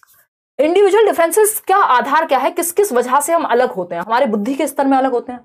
अगर हम बच्चों की बात करें, सारे बच्चे एक जैसे नहीं हो सकते। अगर क्लास में 30 बच्चे बैठे हुए सब एक जैसे होंगे नहीं, होने भी नहीं चाहिए, ठीक है ना। तो अगर हम बात कर रहे हैं इंटेलिजेंस की, बुद्धि की, तो उस केस में जो इंटेलिजेंस है या बुद्धि है उसमें अलग अलग होते हैं। एकदम सेम आईक्यू नहीं होता सबका, थोड़ा थोड़ा अंतर कुछ ना कुछ होता रहेगा, बुद्धि का स्तर अलग होगा। इंटरेस्ट सबका, अगर आईक्यू भी सेम है फिर भी क्या होगा, इंटरेस्ट हो सकता है मुझे मनोविज्ञान में इंटरेस्ट आ रहा हो, आपको गणित में आ रहा हो, किसी तीसरे को म्यूजिक में आ रहा हो, तो हर बच्चे का इंटरेस्ट भी अलग होगा। किसी को स्पोर्ट्स में आ रहा हो तो आपको बच्चे के इंटरेस्ट को पहचानना है। वैल्यूज में, मूल्यों में, हो सकता है मेरे लिए झूठ बोलना बहुत बड़ी बात हो, किसी के लिए नहीं हो, तो ये क्या हुआ, मूल्यों का भी अंतर हो गया। तो सबके मूल्य या वैल्यूज अलग हैं। एप्टीट्यूड में, अभिक्षमता जिसको हम कहते हैं, एप्टीट्यूड क्या है, आपकी किसी स्किल को एक्वायर करने की क्षमता, your ability to acquire a skill, skill को एक्वायर करने की क्षमता। यानी आप टीचर बनना चाहते हैं बट आप समझा तो आप खुद को भी नहीं पा रहे हैं जीवन में, किसी और को तो जब समझाएं, है ना। तो ये क्या हुआ, नंबर बहुत अच्छे ले आते हैं लेकिन, तो आप में क्या नहीं हुआ, टीचिंग एप्टीट्यूड की कमी है। कुछ हद तक ट्रेनिंग वगैरह देके डेवलप किया जा सकता है, बट ऐसा नहीं हो सकता कि आउट ऑफ द ब्लू अचानक से बिल्कुल नहीं था आप में कोई एप्टीट्यूड किसी चीज को करने का और आप करने लग गए। तो एप्टीट्यूड की अगर हम बात कर रहे हैं तो किसी स्किल को एक्वायर करने का एप्टीट्यूड, अगर हम देखें तो एप्टीट्यूड टेस्ट भी होते हैं बहुत सारे जो डेवलप्ड नेशंस हैं, कि आप देखना चाह रहे हैं कि आपके बच्चे में क्या एप्टीट्यूड है, किस तरफ वो बेहतर करेगा। यदि उसको ट्रेनिंग वगैरह दिलाई जाए, अगर वो स्पोर्ट्स में अच्छा है, यदि वो भाषा में अच्छा है तो उसको उस तरफ भेजें, अगर वो स्पोर्ट्स में अच्छा है तो उसको स्पोर्ट्स अकेडमी में डालें, अगर वो म्यूजिक में अच्छा है तो उसको उस तरफ लेकर के जाएं। तो आपके अंदर किसी स्किल को एक्वायर करने की क्षमता। एटीट्यूड दूसरा एक वर्ड है जिसको हम अभिवृत्ति कह देते हैं। एटीट्यूड है आपका नजरिया कैसा है, आपके वैल्यूज कैसी हैं, आपका एटीट्यूड मतलब आपके आइडियाज, आपके बिलीफ्स, आपके वैल्यू, आपका सिस्टम, आपका परसेप्शन कैसा है, बेसिकली आपका नजरिया कैसा है, आप किस तरह से सोचते हैं, किन चीजों को मानते हैं, आपके आइडियाज, वैल्यूज, बिलीफ्स क्या हैं आपके, उस आधार पे एक व्यक्ति में हम कहते हैं इसका नेगेटिव एटीट्यूड है, इसका पॉजिटिव एटीट्यूड है। यानी ये क्या हुआ, वो उसके क्या आइडियाज है, उसका क्या बिलीफ सिस्टम है, वो कैसे देखता है चीजों को। पर्सनैलिटी यानी व्यक्तित्व, सबकी पर्सनैलिटी भी अलग होती है, इसमें हेरिडेटरी फैक्टर्स भी होते हैं, एनवायरमेंटल फैक्टर्स भी होते हैं। हालांकि पर्सनैलिटी एक डायनेमिक फैक्टर है, ठीक है ना। नमाज रहने दो, कल 7 बजे से चालू कीजिएगा। हाँ यार, क्योंकि मैंने भी आज खाना वाना खाया नहीं है प्रॉपर, देखिएगा। और थोड़ा सा एग्जॉशन चल रहा है पिछले, मुझे जितना याद आ रहा है 2 महीने में, कम से कम भी 2 महीने से संडे की शक्ल नहीं देखी है। देखिएगा, इंडिविजुअल डिफरेंसेस यानी व्यक्तिगत विभिन्नताएं। अब इंडिविजुअल डिफरेंसेस अच्छे से पढ़ लेते हैं, फिर उसके बाद ही छुट्टी करेंगे। ये अच्छा टॉपिक है, यहाँ से क्वेश्चन आता है, ठीक है ना। केवीएस पीआरटी की फीस कम करवा दीजिए। अगर आपको बहुत ज्यादा समस्या है अनुराग, तो आप मेल डाल दीजिए, फ्री दिला देंगे। अगर बहुत ही एक्सट्रीम समस्या, आपको लगता है कि आप 1500 रुपये पे नहीं कर पाएंगे या 2000 रुपये, कितनी 2000 फीस है ना, अभी तो डिस्काउंट पे ही है 15 तारीख तक, क्योंकि 1500 का तो फॉर्म ही है और उसमें 10 टीचर पढ़ा रहे हैं अगर हम बैच की बात कर रहे हैं, और सभी अपने आप में एक्सपीरियंस लोग हैं। तो वो अपने आप में ही जिस फीस पे आपके सामने है बैच, क्योंकि पेडागोजी का बैच मैंने स्पेशली बोल भी दिया है टीम को, मुश्किल से 800 से ऊपर नहीं रखेंगे उसको, जिनको सिर्फ पेडागोजी पढ़नी है। और बट इसमें 10 टीचर्स इन्वॉल्व हैं, पूरा मटेरियल होगा, टेस्ट सीरीज वैसे दुनिया भर की चीजें हो जाएंगी, बाद में ऑफलाइन चीजें भी होंगी, तो वो उनके एंड पे भी मैनेज करना ईजी नहीं होता कई बार, ठीक है ना। खैर देखिएगा, समझते हैं। अगर हम बात, इसमें ईवीएस भी है, क्योंकि जो ईवीएस वाले क्वेश्चन है साइंस रिलेटेड क्वेश्चंस भी उसमें आ सकते हैं, तो वो भी आपका डाला गया है। इंडिविजुअल डिफरेंसेस यानी व्यक्तिगत विभिन्नताएं, खैर बैच पे अलग से बात कर लेंगे। व्यक्तिगत विभिन्नताओं की यदि हम बात करें, व्यक्तिगत विभिन्नताएं यानी व्यक्तियों में भिन्नताएं होती हैं, सभी एक जैसे नहीं हो सकते, ठीक। और ये किस आधार पे होती है, इनको अगर हम देखें, या तो इनहेरिटेड होती हैं, क्योंकि हेरिडिटी और एनवायरमेंट दो ही तो चीजें हैं जो हमारी पूरी दुनिया को डिफाइन कर रहे हैं। हेरिडिटी यानी इनहेरिटेड, आपने इनहेरिट कर लिया, है ना, इनहेरिट कर लिया अपने पिताजी का टेम्परामेंट, बहुत ही गुस्से वाले, थोड़ा आपके अंदर भी वो नकचड़ापन है, तो ये क्या हुआ, टेम्परामेंट। या बहुत ही शांत रहने वाले, कई माँ बाप होते हैं जो बहुत शांत होते हैं, उनके बच्चे भी, उनका टेम्परामेंट थोड़ा सा प्रभावित होता है उस चीज से। इसमें एनवायरमेंट और हेरिडिटी दोनों का रोल है। एस्टेट में भी ये काम आ सकता है, बिल्कुल आलोक, मतलब ऐसा थोड़ी टॉपिक चेंज हो जाएंगे, दुनिया से अलग हो जाएगा कुछ। Hello ma'am, I am in Bangalore, can you please tell, मेरा सीटेट क्लियर करने के बाद मुझे यहाँ केटेट क्लियर के बाद रीजनल लैंग्वेज सीखनी पड़ेगी गवर्नमेंट के लिए। हो सकता है, डिपेंड करता है उनके रूल्स क्या है देती, जिस भी स्कूल में या जिस भी स्टेट गवर्नमेंट में आप अप्लाई कर रहे हैं, अगर ऐसे रूल्स हैं तो सीखनी पड़ सकती है, अदरवाइज हो सकता है आपका इंग्लिश से काम चल जाए। सीटेट पेपर 2 की हम बात कर, मैंने क्लियर कर लिया और मेरे 49% थे, आई बिलोंग फ्रॉम एससी, फिर तो कोई दिक्कत नहीं है ना, उसमें होगा रिलैक्सेशन। एक बार चेक कर लेना कि एक बार वो पूरा पढ़ लेना, मैंने सिलेबस शायद शेयर नहीं किया, आज कर दूंगी। और अगर रिलैक्सेशन एज में दिया होगा, मतलब उसमें परसेंटेज में एससी हिसाब से, जो कि होता है ज्यादातर जगह पे, बट इसमें मुझे कहीं दिखा नहीं था। तो टेम्परामेंटली यानी इनहेरिटेड की अगर हम बात करें तो आपका टेम्परामेंट जो स्वभाव है वो आपकी हेरिडिटी से प्रभावित हो सकता है। आपकी जो मानसिक क्षमता, आपकी जो इंटेलिजेंस है वो ज्यादातर हेरिडिटी से प्रभावित होती है। आपका आईक्यू, फिजिकल यानी जो आपका फिजिक है, आपकी शारीरिक बनावट है, आपके पिताजी थे 6 फीट के, मम्मी भी थी 5'11" की, आप हो गए 7 फीट के, ये क्या है, ये मैं मजाक कर रही हूं, ये इनहेरिटेड है, ठीक है। तो इंडिविजुअल डिफरेंसेस सब कुछ तो आ ही जाएगा ना इसमें। तो अगर हम बात करें तो ये हुआ इनहेरिटेड यानी फिजिक, आपका बॉडी स्ट्रक्चर, कई लोग मोटे नहीं होते कितना भी खा लें, वो जेनेटिक्स ही उनके वैसे हैं, है ना। तो अगर हम बात करें फिजिक आपकी, मेंटल और टेम्परामेंटल जो आपका स्वभाव है, ये सब इनहेरिटेड ज्यादा होते हैं। और एक्वायर्ड की अगर हम बात करें, अर्जित की अगर हम बात करें, जैसे मेरी और मेरी मदर की जो शक्ल है बिल्कुल एक जैसी है, मेरी नानी की शक्ल मदर से कुछ मिलती है, तो ये क्या हुआ, ये इनहेरिटेड है। इंडिविजुअल डिफरेंसेस में तो दिखना, शेप, साइज, शक्ल सब आ जाता है ना, तो ये हुआ इनहेरिटेड वाला केस। इवन आवाज भी आप देखते हैं, आप भाई बहनों की मिक्स हो जाती है, मम्मी और बेटी की मिक्स हो जाती है, फोन उठा करके किसी को लगता है रिश्तेदार को, अरे आप हैं ये, तो हमने समझा था बहन जी होंगी, देखिएगा, या भाभी जी होंगी। एक्वायर्ड यानी अर्जित की जब हम बात करें, जो हम एनवायरमेंट से उठाएंगे, इनहेरिटेड मतलब जो हेरिडिटी से मिली है। तो अगर हम एक्वायर्ड की बात कर रहे हैं तो इसमें सोशल फैक्टर्स, जिस सोसाइटी, जिस समाज में हम रह रहे हैं, अगर हम आसपास का माहौल ही ऐसा है जहां गोली कट्टे बंदूक सब चलते हैं रोज, तो वहां अलग तरह का सोशल डेवलपमेंट होगा, है ना। और एक कल्चर ऐसा है, जो भी कल्चर है आपका, जो भी संस्कृति है, जो समय के साथ आप परिवर्तन देख रहे हैं, क्या पहनावा है, बहुत सारी चीजें, ये आपकी एनवायरमेंट से, कि एक व्यक्ति जो राजस्थान में रहता है तो इंडिविजुअल डिफरेंसेस का एक कारण उसमें एक्वायर्ड ट्रेट्स भी होंगे जो कल्चर से या सोसाइटी से उठाए होंगे। भाषा हो सकती है, इसमें बहुत सारी चीजें हो सकती हैं। आज तो पूरे घर वाले शादी में गए, लेकिन हम नहीं गए आपकी क्लास की वजह से। शालिनी बिल्कुल दिल खुश कर दिया आपने, मेरी मेहनत को सफल बना दिया, अदरवाइज मेरे पैर की मूछ अभी तक भी ठीक नहीं हुई है ना। लेकिन मुझे अभी आजकल मैं उस मोड में हूँ कि कुछ भी नजर नहीं आ रहा कि थके हो, हाँ रहो थके हुए। मैं सोती हूँ तो आसपास नोट्स बिखरे हुए होते हैं, हाईलाइटर्स, पेन, लैपटॉप, आईपैड सब बिखरा हुआ होता है, मुझे बड़ा मजा आता है ना। तो ये बहुत ही खुशी की बात है, इस चीज के लिए अपने आप को धन्यवाद दीजिए। सीखना और सिखाने की प्रक्रिया जिसमें आप हैं, टीचर बनने भी जा रहे हैं, इससे और प्योर और इससे बढ़िया चीज दुनिया में है नहीं, अगर देखेंगे आप तो। बाकी सारी चीजें सेकेंडरी है। तो कल्चर यानी संस्कृति, ये भी आप एक्वायर करते हैं भाई, जहां जन्म हो गया वहीं, जैसे सोसाइटी में आप हो गए। अब मिर्जापुर के माहौल में होंगे तो वहां से जैसे बन जाएंगे, जरूरी नहीं सब वैसे ही बने, बट डाइवर्सिटी यानी ये एक्वायर्ड हो सकते हैं। एजुकेशनल क्या है, जो एजुकेशन आप ले रहे हैं वो भी एनवायरमेंट से एक्वायर्ड है, हेरिडिटी के साथ थोड़ी पैदा हुई है। पिताजी गए थे सरकारी स्कूल में, आपको भेज रहे हैं कॉन्वेंट में, ठीक। तो एजुकेशनल भी एनवायरमेंट, और इमोशनली भी हम बहुत सारी चीजें एक्वायर कर लेते हैं। घर में लड़ाई झगड़ा, सेक्सुअल अब्यूज, कोई और अब्यूज, या फिर बहुत ही हेल्दी एनवायरमेंट अगर इमोशनली मिला है तो ये भी एक्वायर कर लिया बच्चे ने। तो ये एक्वायर्ड होते हैं और इनहेरिटेड होते हैं, इनके दोनों के अंतर मैंने आपको बता दिए हैं, ध्यान में रखना जरूर है। अपना ध्यान भी दिया कीजिए। आयुष देंगे ध्यान, अभी 2 महीने से जिम नहीं जा पाई हूँ, जाऊंगी अब। एक बार आप लोगों को निपटा दो, आई मीन निपटाने का मतलब सीटेट, और फिर केवीएस तैयार है, तो मतलब लग नहीं रहा है कि कहीं भी शांति है अभी, बट ठीक है, मैनेज हो जाएगा, मतलब डोंट वरी। देखिएगा, व्यक्तिगत विभिन्नताएं यानी इंडिविजुअल डिफरेंसेस। देखिए, इंडिविजुअल डिफरेंसेस दुनिया की प्रत्येक प्रजाति में पाए जाते हैं। कोई भी प्रजाति एक जैसी नहीं होती, सब में अंतर होते हैं। बंदर भी हैं अगर 2 तो वो बिल्कुल एक जैसे नहीं होंगे, अगर दिखते भी एक जैसे होंगे तब भी अंदर तो कोई ना कोई अंतर पाया जाएगा। उनमें किसी ना किसी स्तर पर विभिन्नताएं पाई जाती हैं, सही बात है। इंडिविजुअल डिफरेंसेस या वेरिएशंस क्या है, कॉमन है सभी स्पीसीज में। वेरिएशंस से या इंडिविजुअल डिफरेंसेस से, व्यक्तिगत विभिन्नताओं से रंग भरते हैं। जैसे प्रकृति क्या है, डाइवर्स बनती है, नहीं तो सब एक जैसे हो जाएंगे।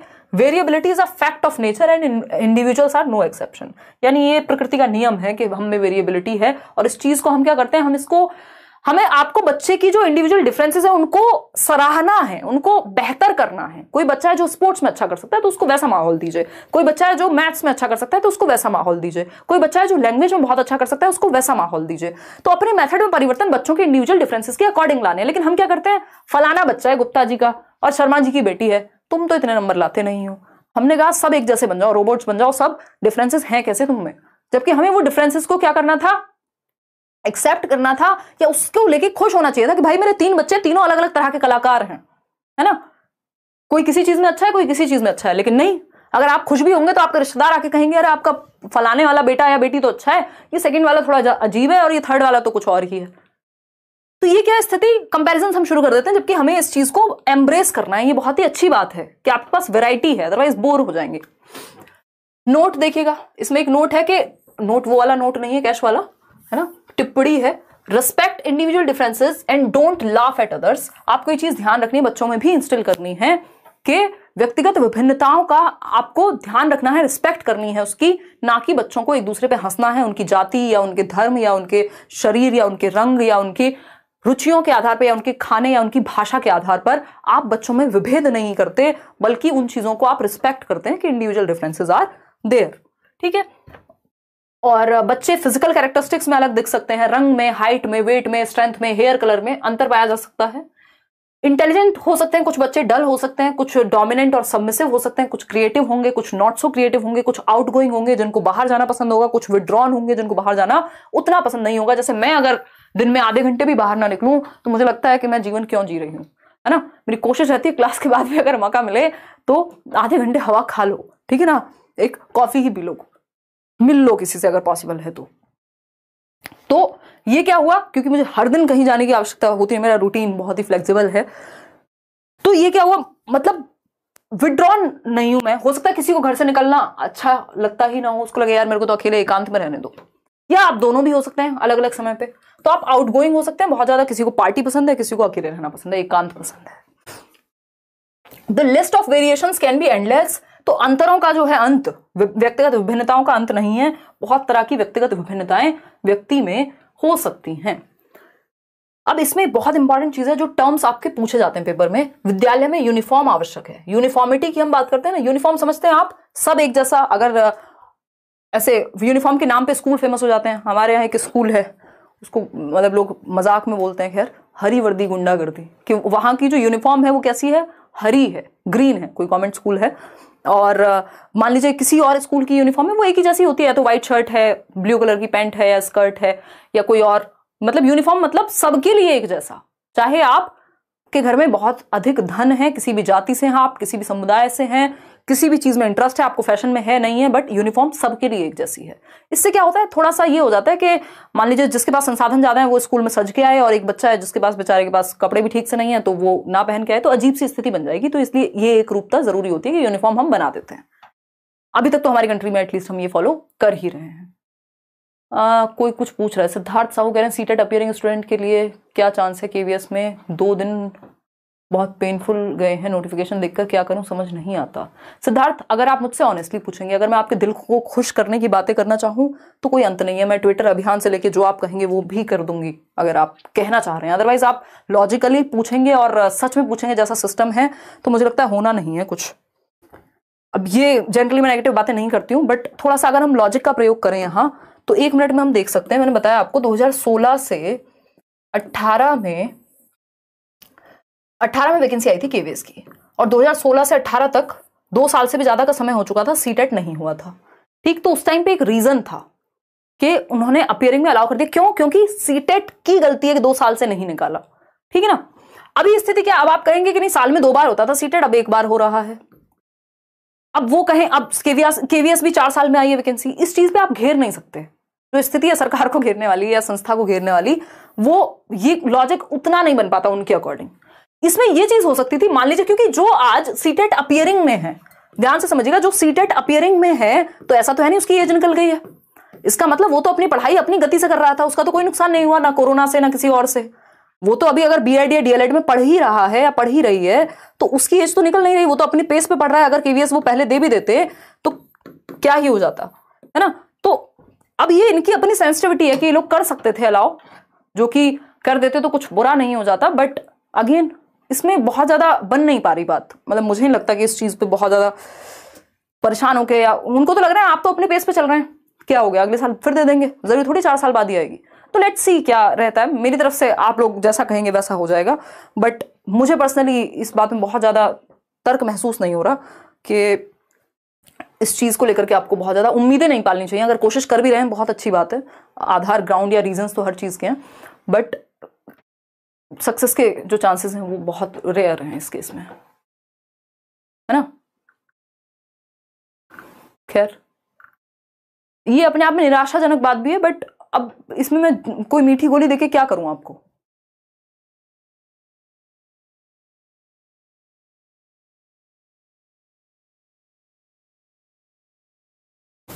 देखिएगा फटाफट से, अगर हम बात कर रहे हैं यहाँ पे, हर चीज तो यहाँ मसला बन जाती है। बीएड वाला देख लो, अभी तक लटके हुए हैं, पता नहीं कब तक क्या होने वाला है। तो यूनिफॉर्म स्कूल में तो आवश्यक है, लेकिन आपकी टीचिंग मेथड में यूनिफॉर्म की आवश्यकता नहीं है। यूनिफॉर्मिटी की टीचिंग टेक्निक आपकी डिफरेंशिएटेड होनी चाहिए, यूनिफॉर्म नहीं होनी चाहिए। यानी जो टीचिंग मेथड्स हैं वो डिफरेंशिएटेड इंस्ट्रक्शन को फॉलो करना है। ध्यान रखिएगा यहाँ पे 2 वर्ड होते हैं, एक होता है स्टैंडर्ड इंस्ट्रक्शन यानी जो सभी के लिए एक जैसा हो, और दूसरा होता है uniform instruction. Uniform instruction KVS की वैकेंसी आएगी 1-2 साल में, या फिर डीट प्लस बी की आएगी, या और भी जगह आपका ये सुपर टेट भी निकल सकता है, बट अभी इस पे निराश होने से बनेगी नहीं बात। स्टैंडर्ड और यूनिफॉर्म इंस्ट्रक्शन, इनको दोनों को ही हटा दीजिएगा, सबके लिए एक तरीका नहीं। इंस्ट्रक्शन कैसी होनी चाहिए चाइल्ड सेंटर्ड एजुकेशन में या इंडिविजुअल डिफरेंसेस का ध्यान रखने के लिए? डिफरेंशिएटेड इंस्ट्रक्शन यानी विभेदी अनुदेशन। विभेदी अनुदेशन यानी डिफरेंट बच्चों की नीड के अकॉर्डिंग आप इंस्ट्रक्शन प्लान कर रहे हैं, आप अपने अनुदेशन में विभेदीकरण ला रहे हैं, अंतर ला रहे हैं। आपके मेथड में अंतर हो तो कोई दिक्कत नहीं है, क्योंकि आप अलग अलग बच्चे की नीड के अकॉर्डिंग, उसके इंटरेस्ट के अकॉर्डिंग अपने मेथड में परिवर्तन कर रहे हैं। इसी को डिफरेंशिएटेड इंस्ट्रक्शन कहते हैं। ठीक है या नहीं है बात? बिल्कुल ठीक है ये बात। तो डिफरेंशिएटेड इंस्ट्रक्शन का यानी विभेदी अनुदेशन का पालन करना है, अपने टीचिंग टेक्निक में अंतर या बच्चों की रुचि के अनुसार चेंजेस लाते रहना है, अलग अलग तरह के एग्जाम्पल, अलग अलग तरह के टीचिंग लर्निंग मटेरियल्स।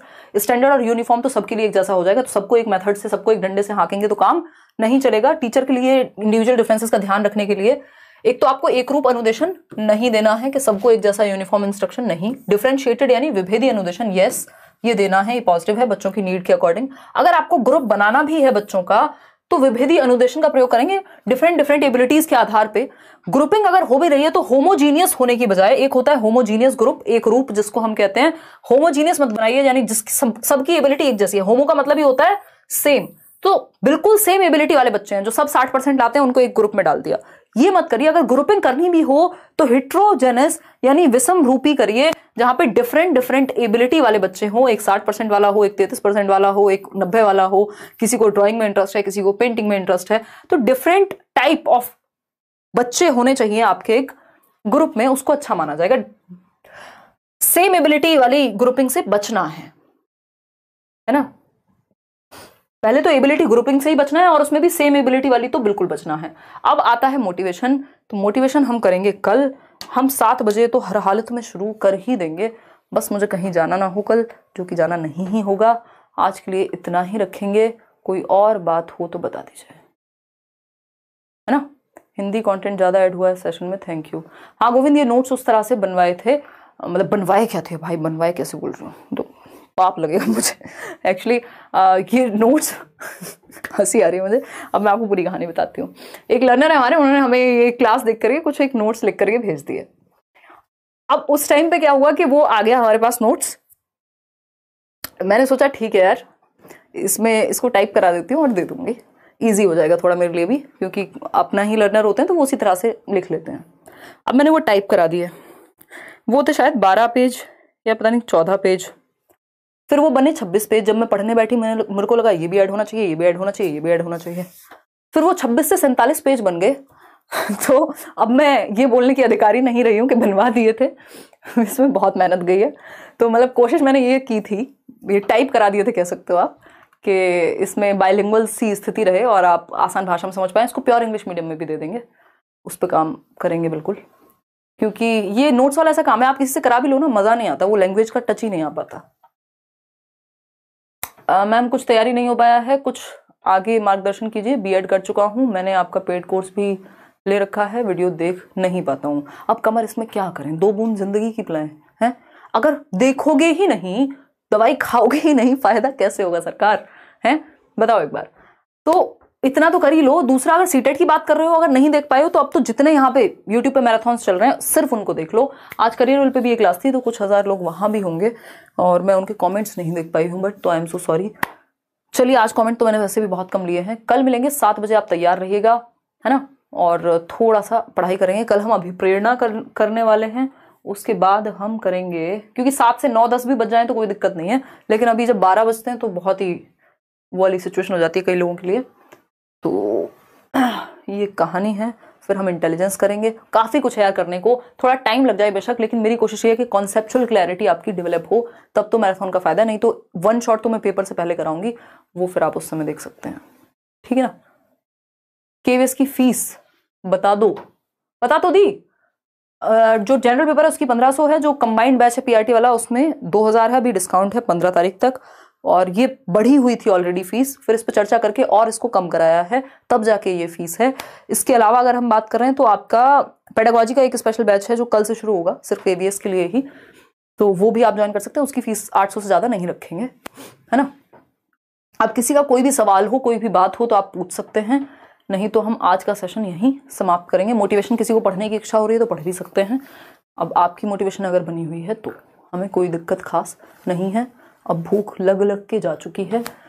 मैं कुछ कमेंट पढ़ लेती हूँ, फिर नेक्स्ट क्लास आपकी, इसके कई सेशन रहने वाले हैं, क्योंकि सीडीपी ही इतना बड़ा है, अगर इसको हम बहुत अच्छे से पढ़ें तो इसी को समझने में टाइम लगेगा। अदरवाइज हिंदी, इंग्लिश, मैथ्स की पेडागोजी एक दिन में निपटा देंगे, क्योंकि कुछ टॉपिक्स तो इसमें भी कवर हो जाते हैं, और ईवीएस में थोड़ा सा टाइम लग सकता है, वो भी थोड़ा लेंदी है, ठीक है ना।